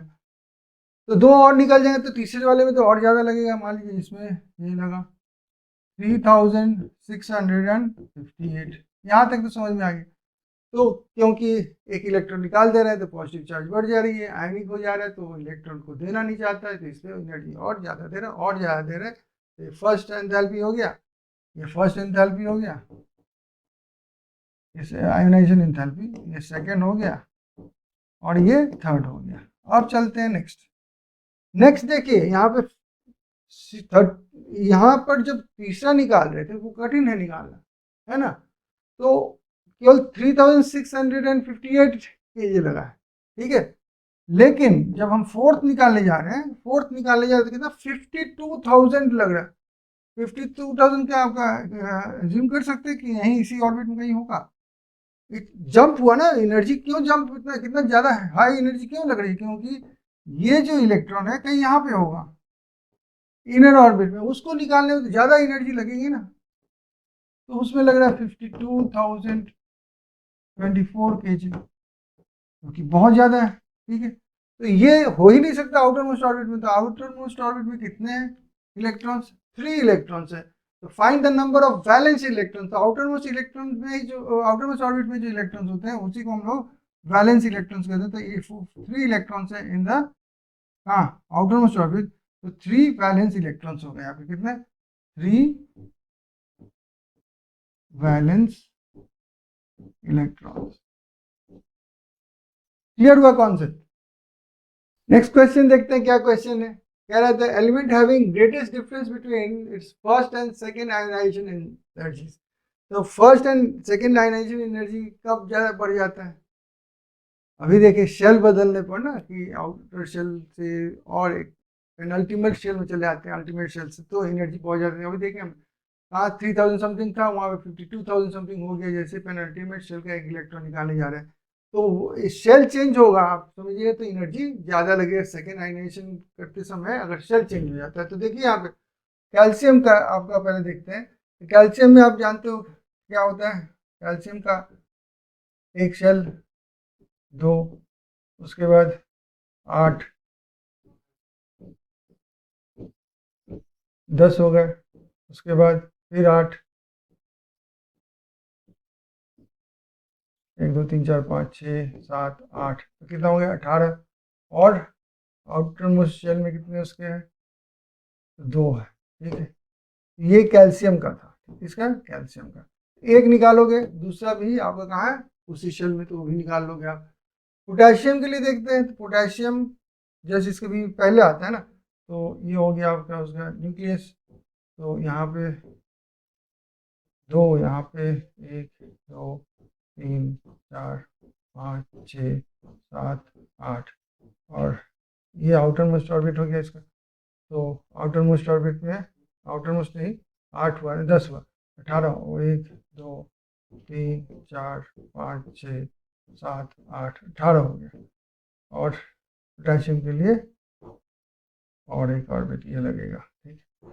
यहाँ पे कितने इलेक्ट्रॉन्स हैं इसके बाहर में, इसके पास जैसे कितना होता है एटॉमिक नंबर 20, इसका होता है कितना 19, तो इसके एक इलेक्ट्रॉन बाहर में, तो इसको निकालेंगे पहले, तो ये एक एनर्जी देंगे। अब कहाँ से इलेक्ट्रॉन सेकंड निकालोगे आप, सेकंड यहाँ से निकालोगे, तो बहुत ज़्यादा एनर्जी देना होगा, तो ये शायद सही हो। बेरिलियम में आप देखोगे तो बेरिलियम सेकंड है, कैंडियम जो है थर्ड है आपका, बता दे रहा हूँ। देखिए मैं अब इनका केवल ऐसे बनाता हूँ। बेरिलियम के आउटर मोस्ट ऑर्बिट में 2 इलेक्ट्रॉन्स होते हैं, क्योंकि ये सेकंड ग्रुप का ही है, तो ये भी एक इलेक्ट्रॉन देगा, दूसरा वाला भी निकाल सकते हैं आराम से। स्कैंडियम है वो थर्ड ग्रुप का बन जाता है, डी ब्लॉक का बनता है, फर्स्ट 3D का। तो इसमें 3 इलेक्ट्रॉन होते हैं, एक निकालना दूसरा भी निकालना इजी हो जाएगा। तो यहाँ पे आंसर में जो आपका आंसर देना है आपको, तो हाईएस्ट आयनाइजेशन एनर्जी जो डिफरेंस आप देखोगे, तो ये शेल चेंज करने के चलते पोटेशियम में देखने को मिलेगा। नेक्स्ट क्वेश्चन देखते हैं क्या क्वेश्चन है, कि correct order of the first ionisation enthalpy खोजना है। तो आप देख पा रहे हो क्या ये आपके डी ब्लॉक के 3D के एलिमेंट्स हैं। तो शुरू होता है किससे, Sc, उसके बाद Ti, उसके बाद V, उसके बाद क्रोमियम, उसके बाद मैंगनीज, Fe, कोबाल्ट,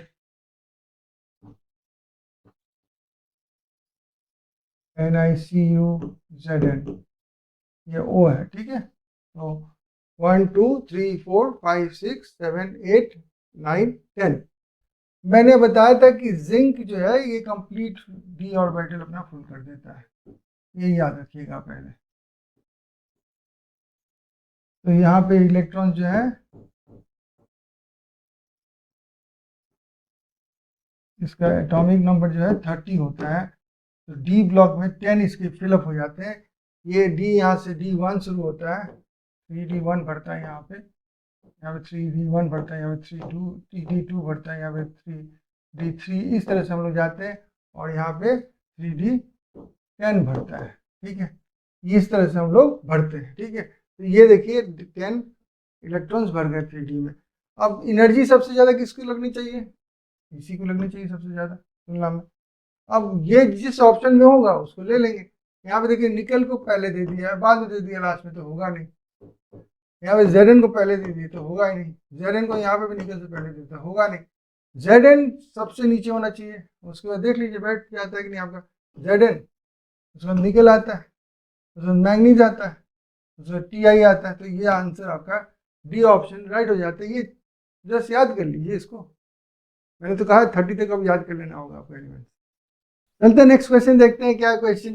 ये पी बाई क्यू है कि if the first ionisation enthalpies of elements x and y are 419 kJ per mole and 590 kJ per mole respectively, and second ionization enthalpy of x and y are 3069 kJ per mole and 1145 kJ per mole respectively, then the correct statement is क्या होगा? Both x and y are alkali metals. Both x and y are alkali metals. Y is alkaline. हाँ देखिए, यहाँ पे देखिए ये 419 था, ठीक है, और ज़्यादा बढ़ गया ना 3069। डिफरेंस कितना है? बहुत ज़्यादा है ना डिफरेंस। कितने का डिफरेंस है? अगर डिफरेंस बता दूँ तो आप बता भी सकते हो। 0419 0 5 एंड 26, इतने का डिफरेंस है। जबकि आप इसको लेते हो, सेकेंड वाले के लेते हो, तो यहाँ पे आपका पहले आपका 590 और वो बन जाता है कितना 1145, ठीक है। इसको माइनस करते हैं तो आता है आपका 590 करोगे माइनस, इन दिस केस आपका आएगा 5 और 14 5 और ये 10 5 555। इसका मतलब इससे ये पता तो चलता है कि फर्स्ट वाले केस में आपका इलेक्ट्रॉन यहाँ पे एक था और फिर शायद ये इलेक्ट्रॉन यहाँ पे था। इसको निकालने में तो इसलिए हमने 419 kJ दिया। इसको निकालने के लिए बहुत ज़्यादा, इतना ज़्यादा देना पड़ा, तो ये हो गया आपका 26.0 देना पड़ा। जबकि इन दिस केस हम लोग ऐसे कह सकते हैं कि इसमें ये इलेक्ट्रॉन के लिए हमने 590 दिया और देखिए इससे थोड़ा ज़्यादा दिया, यानी कि इसके इधर राइट हैंड साइड में होगा पीरियोडिक टेबल का। और यहाँ पे डिफरेंस जो है इनके बीच का कम है, थोड़ा ज़्यादा हो गया सेकेंड आयोनाइजेशन, तो यहीं पे इसका होगा। इन दिस केस क्या देखते हैं, 2 इलेक्ट्रॉन्स आउटर मोस्ट ऑर्बिट में है, यहाँ पे 1 इलेक्ट्रॉन आउटर मोस्ट ऑर्बिट में है। तो ये जो एलिमेंट है ये क्या है? एल्कली मेटल है। और ये क्या है? एल्कलाइन अर्थ मेटल, ठीक है। यहाँ पे एल्कली मेथड ये मेटल क्या है, कौन सा कह सकते हैं? ये इसको x मान लेते हैं, तो ये x है, पहला वाला x था, ये y था। तो हमको कहना है कि एल्कली मेटल है आपका x एंड y जो है एल्कलाइन अर्थ मेटल है। अब देखते हैं इसमें क्या लिखा हुआ, x एंड y है एल्कलाइन अर्थ मेटल्स, नहीं, क्योंकि दोनों तो नहीं। अच्छा, x is N alkali metal and y is an alkaline earth metal, तो ये सही हो गया। बाकी देखने की जरूरत नहीं, चेक कर सकते हो। x is an alkaline earth metal है नहीं, एंड y इज उल्टा कह रहा है, both x and y are alkali metals, वो भी गलत है।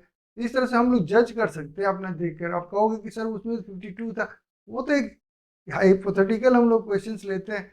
आपको कंपेयर ऐसे करना चाहिए, जो दिया रहेगा क्वेश्चन में उसी के हिसाब से कंपेयर करके कितना एनर्जी एक्स्ट्रा लग रहा है। ये एक्स्ट्रा एनर्जी क्यों लगेगा?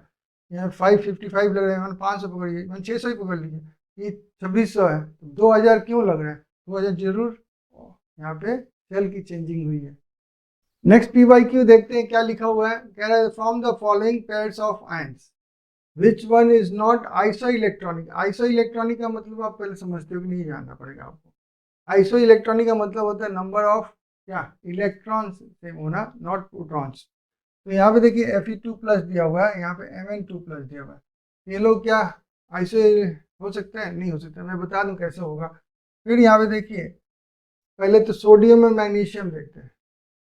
सोडियम के पहले क्या आता है तो बता दें, नोबल मेटल जो आता है हीलियम, उसके बाद नियॉन, मैं नोबल मेटल लिख रहा हूँ। उसके बाद आर्गन आता है, आर्गन की लाइन में आप क्या आता है सोडियम, ठीक है। सोडियम में से एक इलेक्ट्रॉन निकालो तो पॉजिटिव बनेगा, वो नियॉन बन जाता है। तो नियॉन का नंबर कितना है आपका यहाँ पे, ये आपका 2 and 8 10। तो एक इलेक्ट्रॉन निकलेगा तो 10 इलेक्ट्रॉन्स हो जाएंगे, यहाँ पर भी 10 इलेक्ट्रॉन, तो आइसो इलेक्ट्रॉनिक हो गया।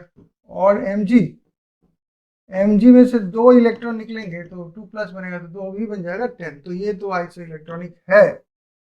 उसके बाद Mn2 plus and Fe3 plus देखें, तो Mn के बारे में बता दें कि फिर से मैं बता रहा हूँ कि ये क्या है, ये डी ब्लॉक के हैं, तो डी देखने होंगे यहाँ पे, तो SCTIV,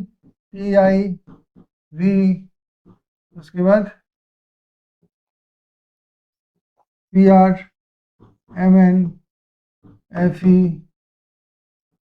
CO, Ni, Cu and आपका यहाँ पे बन जाता है Zn। अब ये कहाँ से शुरू होते हैं, तो ये शुरू होते हैं आपके आर्गन के बाद वाले लाइन से, ठीक है नहीं, आर्गन प्लस है ये, तो यहाँ पे आर्गन के बाद में 3 यहाँ पे ऐड हुए इलेक्ट्रॉन, यहाँ पे ऐसे नहीं लिखता है, यहाँ पे आर्गन लिखकर मैं लिख रहा हूँ 3 इलेक्ट्रॉन्स, यहाँ पे आर्गन लिखकर लिख रहा हूँ 4 इलेक्ट्रॉन्स, यहाँ पे आर्गन लिखकर मैं लिख रहा हूँ 5 इलेक्ट्रॉन्स, यहाँ पे आर्गन लिखकर मैं लिख रहा हूँ 3, 4, 5, 6 इलेक्ट्रॉन्स, यहाँ पे आर्गन 7 इलेक्ट्रॉन्स, यहाँ पे आर्गन 8 इलेक्ट्रॉन्स। उसके बाद लिखने की जरूरत नहीं है, Fe और Mn की तुलना करनी है। अब यहाँ पे देखिए Fe से आप मैंने इसी को सोच लीजिएगा तो समझ में आ जाएगा, आर्गन से इतना एक्स्ट्रा है इस पर, तो अगर आइसो इलेक्ट्रॉन तो आर्गन से same number of electron extra होना चाहिए, तो Fe यहाँ पे कितना लेना, 3 लेना है, यानी कि आपको -3 करना होगा, तो 5 इलेक्ट्रॉन्स आर्गन से ज़्यादा, और Mn2 करना होगा तो -2 करोगे तो 5 इलेक्ट्रॉन्स आर्गन से, ठीक है, अभी भी वो आइसो इलेक्ट्रॉनिक है। अब देखते हैं यहाँ पे Fe2 plus and Mn2 plus को देखते हैं, तो Fe2 प्लस करोगे आप, तो इसके लिए क्या करोगे, Fe था आपका कितना, आर्गन एंड प्लस 8 इलेक्ट्रॉन्स, उसमें से आप माइनस कितना करोगे, -2 इलेक्ट्रॉन्स करोगे, तो आपके पास 6 इलेक्ट्रॉन आर्गन प्लस 6 इलेक्ट्रॉन्स होंगे, जबकि आपका मैंगनीज का कितना हो जाएगा, मैंगनीज तो वही रह जाएगा कितना आपका 2 खत्म करें तो 5 इलेक्ट्रॉन, तो ये 6 इलेक्ट्रॉन से 5 इलेक्ट्रॉन आइसो इलेक्ट्रॉनिक नहीं है, तो इसलिए ऑप्शन सी आपका राइट आंसर होगा। नेक्स्ट क्वेश्चन देखते हैं, नेक्स्ट क्वेश्चन क्या है, तो कह रहा है कि for second period elements correct increasing order of ionisation, first ionisation enthalpies, correct order पूछ रहा है, और देखिए ये आपको कौन सा पीरियड लिया गया है, तो इसमें लिया गया आपको सब देख रहे हैं कि ये सेकेंड पीरियड लिया गया, सेकेंड पीरियड आपका क्या होता है, लिथियम होता है, और उसके बाद बेरिलियम, उसके बाद बोरॉन, उसके बाद कार्बन, उसके बाद नाइट्रोजन, उसके बाद ऑक्सीजन, उसके बाद क्लोरीन, उसके बाद नियॉन, ये होता है। और उसमें मैंने बताया था कि इसका इससे ज़्यादा होगा, इसका ऑक्सीजन से ज़्यादा होगा, तो अगर ठीक से अरेंज कर दें तो कैसे अरेंज करेंगे, तो इसको ऐसे लिखना पड़ेगा हमको, लिथियम इसका छोटा है ना, तो बोरॉन आ जाएगा इधर, उसके बाद बेरिलियम, उसके बाद कार्बन, यहाँ तक ठीक है, ऑक्सीजन आ जाएगा यहाँ पे, ठीक है, और उसके बाद नाइट्रोजन, उसके बाद फ्लोरीन, और उसके बाद नियन, इस तरह से बनेगा, ठीक है। अब देखते हैं ये कौन सा इसमें बैठता है मेरा, तो शायद ये बन रहा है, बी बन रहा है, देखिए आप, lithium less than boron less than beryllium less than carbon less than oxygen less than nitrogen less than fluorine less than neon, तो बी ऑप्शन आपका राइट ऑप्शन बन जाता है। ये देखिए आप याद कर लीजिए, आप ये क्यों है बताइए, ये फुल्ली क्या है, फिल्ड ऑर्बिटल्स, यहाँ पे एस ऑर्बिटल, यहाँ पे हाफ फिल्ड पी ऑर्बिटल से, दो तरह के स्टेबिलिटीज हम लोग देखते हैं इन दोनों में। अब नेक्स्ट टॉपिक पढ़ते हैं, उसका नाम है क्या, इलेक्ट्रॉन गेन एंथैल्पी, तो लिखते हैं डेल्टा EgH। तो ये क्या कह रहा है कि it provide the measure of the ease with which an atom adds an electron to form anion.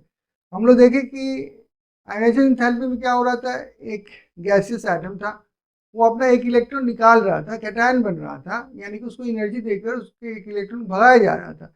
यहाँ पे एकदम उल्टा हो रहा है, यहाँ पे भी गैसियस एटम है जो कि एक इलेक्ट्रॉन लेकर वो नेगेटिव बन जाएगा, यानी कि वो एनायन बन जाएगा, और इस प्रोसेस में वो या तो एनर्जी लेगा या वो फिर एनर्जी देगा, दोनों बातें हो सकती हैं। जबकि हमने देखा था in case of ionisation enthalpy only क्या देगा, लेगा, लेगा, लेगा, याद रखिएगा, क्या पॉजिटिव प्लस में होगा। एंडोथर्मिक के लिए प्लस और एक्सोथर्मिक के लिए माइनस साइन देंगे हम लोग जब लिखेंगे एनर्जी। अब ग्रुप 17 एलिमेंट्स को देखा जाता है, they have high negative electron gain enthalpy. Electron gain enthalpy का उल्टा नाम कह सकते हैं या सेम कह सकते हैं, सिनोनिमस उसी का नाम होता है, वो है इलेक्ट्रॉन एफिनिटी, जिसको AE से डिनोट करते हैं, affinity electron.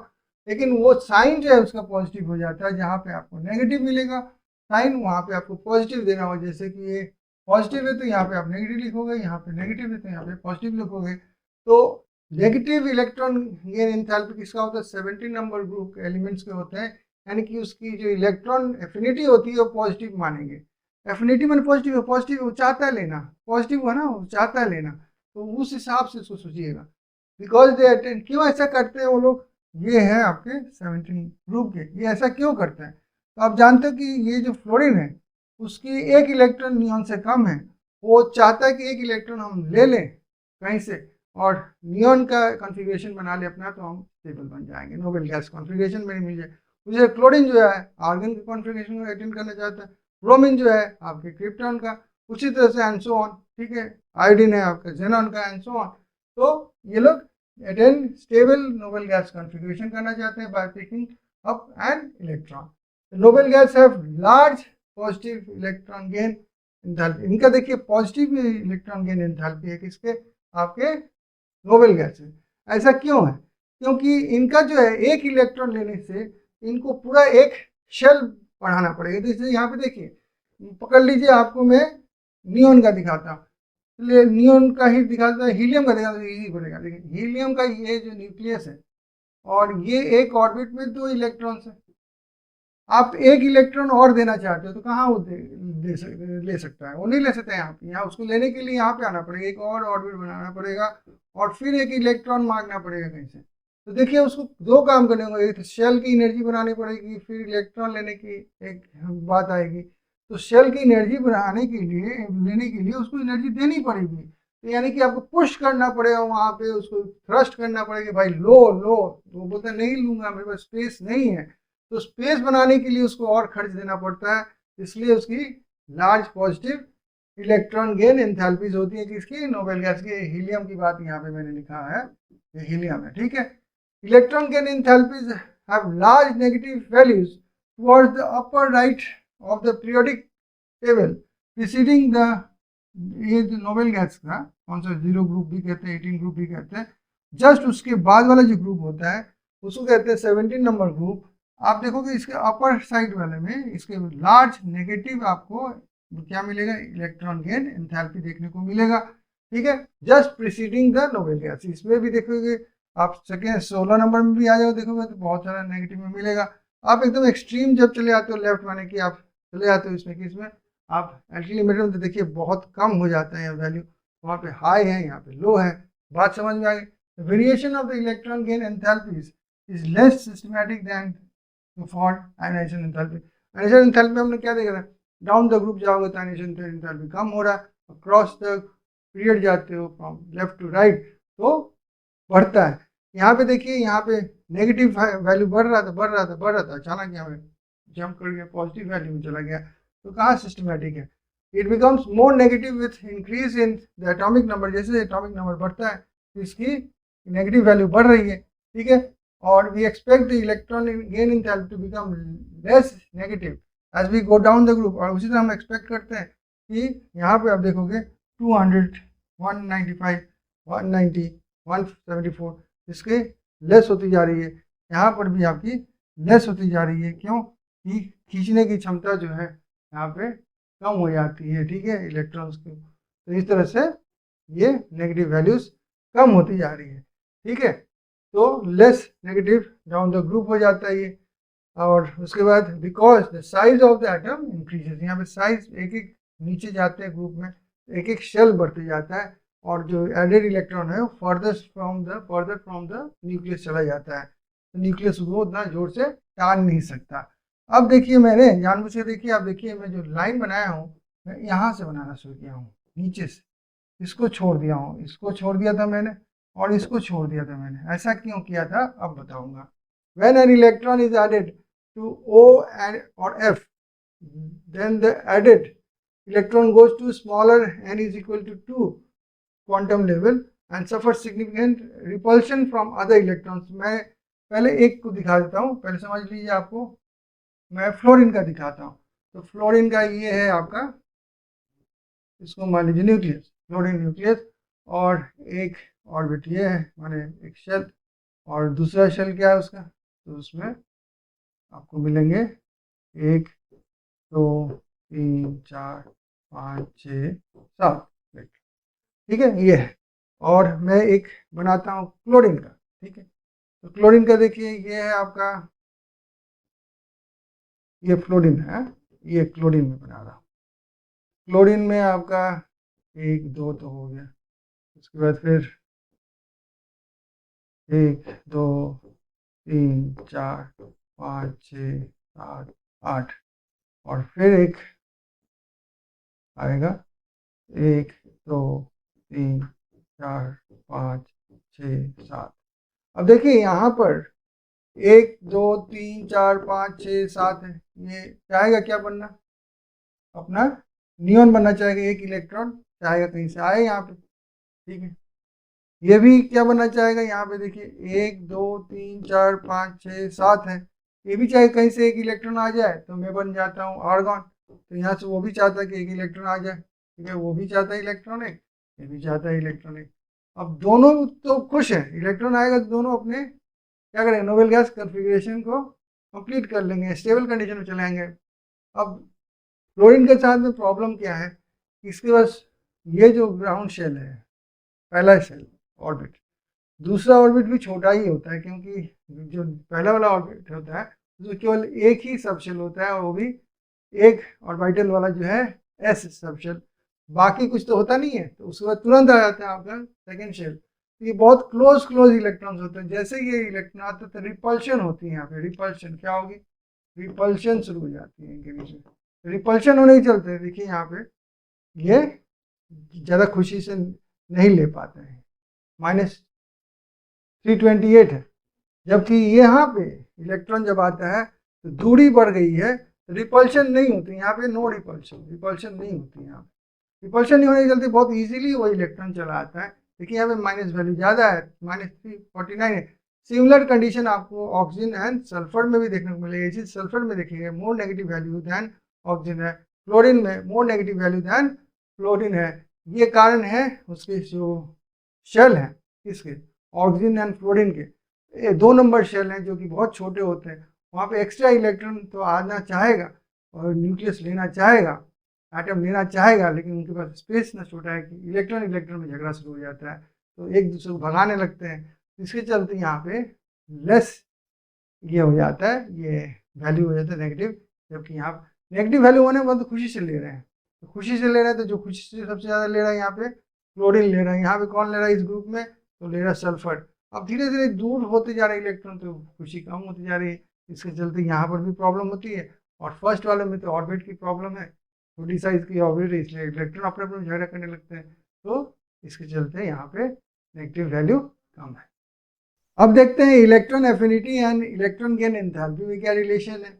Electron affinity positive होता है, ये तो मैं बताया कि आपको पॉजिटिव में लिखना होगा, जो नेगेटिव ज़्यादा साइन लिख रहे थे क्लोरीन के लिए, फ्लोरीन के लिए यहाँ पे पॉजिटिव कर दिए, वैल्यू कैसे निकालोगे, वैसे ही +3.6 Z square upon n square से निकलेगा। लेकिन इलेक्ट्रॉन गेन एंथैल्पी कैसे आप निकालोगे, तो नेगेटिव कर दोगे साइन पहला नंबर, दूसरा जो इलेक्ट्रॉन एफिनिटी है, ठीक है, प्लस वैसे ही काइनेटिक एनर्जी को जोड़ देना है, यहाँ पे काइनेटिक एनर्जी को जोड़ देना है आपको यहाँ पे।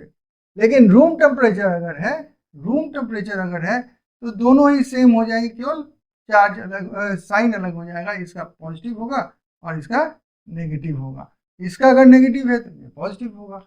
उल्टा साइन लोगे, जब रूम टेम्परेचर हो तो कोई चेंजेस नहीं होगी, केवल हाई टेम्परेचर पर आपको 5.2 RT एड अप कर देना होगा। टोटल को, पूरा एडिशन को आपको नेगेटिव में लिखना होगा, किसको, इलेक्ट्रॉन गेन एंथैल्पी में, जबकि इसको वैल्यू को यहाँ पे जो इलेक्ट्रॉन एफिनिटी है उसको आपको पॉजिटिव में लिखना पड़ेगा। अब चलिए इस क्वेश्चन को देखते हैं। क्वेश्चन क्या है, calculate the value of electron gain enthalpy at 300 K if electron affinity of Cl is 90 kilo calories. ठीक है, तो पर मोल होगा, पर केल्विन होगा, वो तो है। तो चलते हैं यहाँ पे, इलेक्ट्रॉन गेन खोजना है ना, इलेक्ट्रॉन गेन एंथैल्पी क्या होता है, नेगेटिव साइन देंगे पहले, इलेक्ट्रॉन एफिनिटी प्लस 5.2 R यही कहा था ना मैंने। तो इसको करते हैं, तो इज इक्वल टू माइनस, उसके बाद इलेक्ट्रॉन एफिनिटी कितना है, तो 90 किलो कैलोरीज में ही कर देते हैं, ठीक है, प्लस 5.2 किलो कैलोरीज में R जो होगा आपका, R is equal to 2 into 10⁻³ होगा। ठीक है, इसको हम यूज कर देते हैं यहाँ पे, कितना हो जाएगा ये, 2 इंटू 10⁻³ और टेम्परेचर दिया हुआ 300 K, केल्विन में ही लेते हैं टेम्परेचर, याद रखिएगा। तो इसको हम सिंप्लीफाई कर सकते हैं। अब इसको 2 जीरोस निकाल देंगे, तो लिखते हैं पहले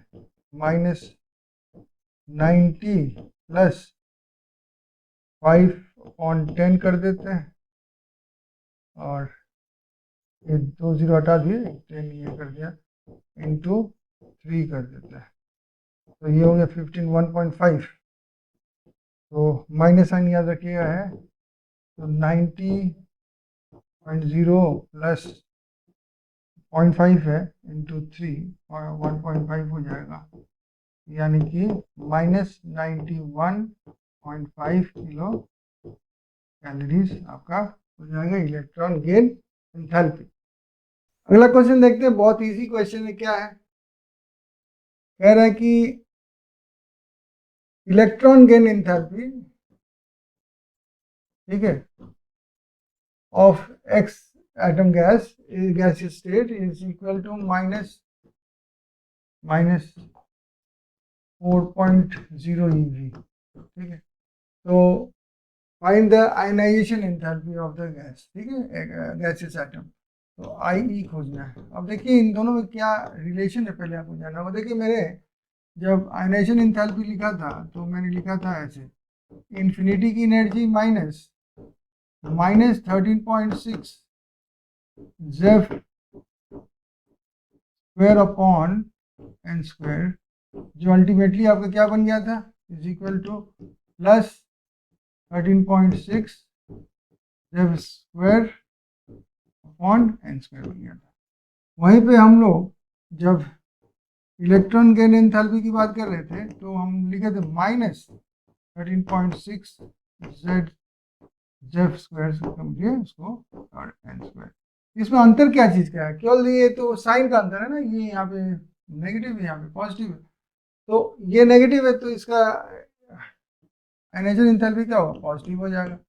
यही बन जाता है आपका आंसर। तो यहाँ पे चॉइस ए जो आपका राइट चॉइस बन जाता है।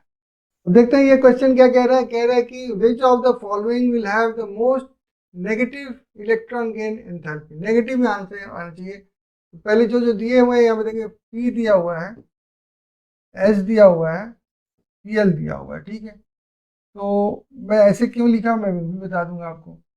देखिए यहाँ पे आपका फ्लोरीन होगा, यहाँ पे ऑक्सीजन होगा, यहाँ पे नाइट्रोजन होगा, यहाँ पे आपका नियॉन होगा, ठीक है, और यहाँ पे आपका आर्गन होगा। तो हम लोग क्या कहते हैं, इलेक्ट्रॉन गेन एंथैल्पी, इसको छोड़ दीजिए, ये ब्लॉक तो आपको छोड़ देना होगा, इसमें तो पॉजिटिव में आता है। हम लोग जनरली कहते हैं इस तरफ जाते हैं हम लोग तो क्या होता है, नेगेटिव बढ़ती है, इधर जाते हैं तो नेगेटिव लेस होता है। ठीक है, तो उस हिसाब से तो आप देखोगे ये तीनों बातें बैठ गई। यहाँ पे हमको PSCl 3 चीज दिए हुए, अब एफ में झमेला हो जाता है। एफ में क्या है, हमने कहा था कि इसका नेगेटिव जो है ज़्यादा होगा, नेगेटिव इन नेगेटिव। हम लोग क्या कर रहे हैं, अभी नेगेटिव साइन में, तो हम जानते हैं, अभी बताया था कि इसमें ये ज़्यादा होगा, इसमें ये ज़्यादा होगा। क्यों ऐसा होगा, क्योंकि इनके ऑर्बिट जो होते हैं, एन शेल जो होता है बहुत छोटा होता है, 2 नंबर शेल होता है। वहाँ पे इलेक्ट्रॉन जब ऐड होता है तो इलेक्ट्रॉन गेन लेना है ना, तो वो रिपल्शन करते हैं। तो यहाँ पे हमने वैल्यू देखा था कम इसकी तुलना में, तो सबसे ज़्यादा यहाँ पे ये बन जाता है। तो उसके बाद ये आता है, ये तो हमारे ऑप्शन में है ही नहीं, तो ऐसे चलेगा। तो हम कह सकते हैं कि क्लोरीन सबसे ज़्यादा इलेक्ट्रोनेगेटिव है, नेगेटिव साइन में मैं बता रहा हूँ। उसके बाद फ्लोरीन आता है, उसके बाद सल्फर, उसके बाद आपका फॉस्फोरस। तो कौन सा हो गया, मोस्ट हो गया क्लोरीन, और लीस्ट कौन हो गया, लीस्ट हो गया आपका फॉस्फोरस। इस तरह से हम लोग कंपेयर करें। अब चार्ट 1-2 बार देखोगे अपने आप याद हो जाएगा, लॉजिक से याद होंगे तो चार्ट क्यों नहीं याद होगा। इस क्वेश्चन को देखते हैं, ये बहुत ही इंटरेस्टिंग क्वेश्चन है। आपको कॉन्सेप्ट पता चले क्यों, कब एटम या जो आयन है एनर्जी देगा, यानी कि एक्सोथर्मिक करेगा प्रोसेस, और कब वो एनर्जी लेगा, कब वो करेगा एंडोथर्मिक। जब जैसे मान लीजिए हम जो जैसे किसी का इलेक्ट्रॉन निकाल रहे हैं तो एक्सोथर्मिक हो जाता है, क्योंकि उसको हम एंडोथर्मिक हो जाता है क्योंकि हम उसको एनर्जी देते हैं। उसी तरह से वो खुशी से एक इलेक्ट्रॉन लेता है, किसी जैसे क्लोरीन लेता है, तो वो क्या करता है, एनर्जी देता है बाहर, तो एक्सोथर्मिक हो जाती है। यहाँ पे क्वेश्चन क्या है, which of the following process is endothermic. Endothermic मैंने हमको जोर से एनर्जी देना होगा। अब देखिए यहाँ पे सोडियम है, ठीक है, और उसको एक इलेक्ट्रॉन दे के हम बना रहे हैं क्या, Na-, ठीक है। तो जब हम इलेक्ट्रॉन निकालते हैं तो क्या होता है उसमें, वो क्या होता है, एंडोथर्मिक होता है। तो ये क्या होगा, एक्सोथर्मिक होगा ना। ऐसे आप देखो नेगेटिव में तो दिखाया गया है एक्सोथर्मिक। आप लिथियम वाला भी साइड देखोगे लेस नेगेटिव है, लेकिन है नेगेटिव। तो यानी कि नेगेटिव होना माने एक्सोथर्मिक होना। एनर्जी माइनस में लिखा हुआ है, माने दे रहा है इलेक्ट्रिक एनर्जी, यानी कि एक्सोथर्मिक है वो। उसी तरह से आप यहाँ पे ऑक्सीजन के पास में एक इलेक्ट्रॉन कम है, उसको आप एक इलेक्ट्रॉन दे रहे हो, तो दे रहे हो ना, लेना चाह रहे हो, तो इसे वो भी एक्सोथर्मिक हो गया। यहाँ पे ऑक्सीजन के पास में ऑलरेडी एक इलेक्ट्रॉन ज़्यादा है, आप उसको मुंह में ठूस रहे हो एक इलेक्ट्रॉन, तो ये हो जाएगा जोरदस्ती करना, तो ये पॉजिटिव हो जाए, तो एंडोथर्मिक आपको यहाँ पर मिलेगा आंसर। तो यहाँ पे कौन सा ऑप्शन राइट हो गया आपका। अब इसमें कहोगे तो वही बात है जो कि Na से कहा था, वही तो यहाँ पर सल्फर में भी हम इलेक्ट्रॉन दे सकते, सल्फर हम देखे अभी कि वो लोग नेगेटिव से वैल्यूज ही देते हैं। इसी के साथ आज का लेक्चर समाप्त होता है। आशा करता हूँ लेक्चर्स अच्छे लग रहे होंगे। अंतिम जो लेक्चर है इलेक्ट्रोनेगेटिविटी पर हम करने वाले नेक्स्ट क्लास में, उसके पहले ये ना भूलें लाइक शेयर सब्सक्राइब करना किसको, डेस्टिनी जीत को। और एक और बात, डेस्टिनी जीत के साथ पढ़ते रहो, कामयाबी की ओर बढ़ते रहो। And thank you so much for being a part of destiny Jeet.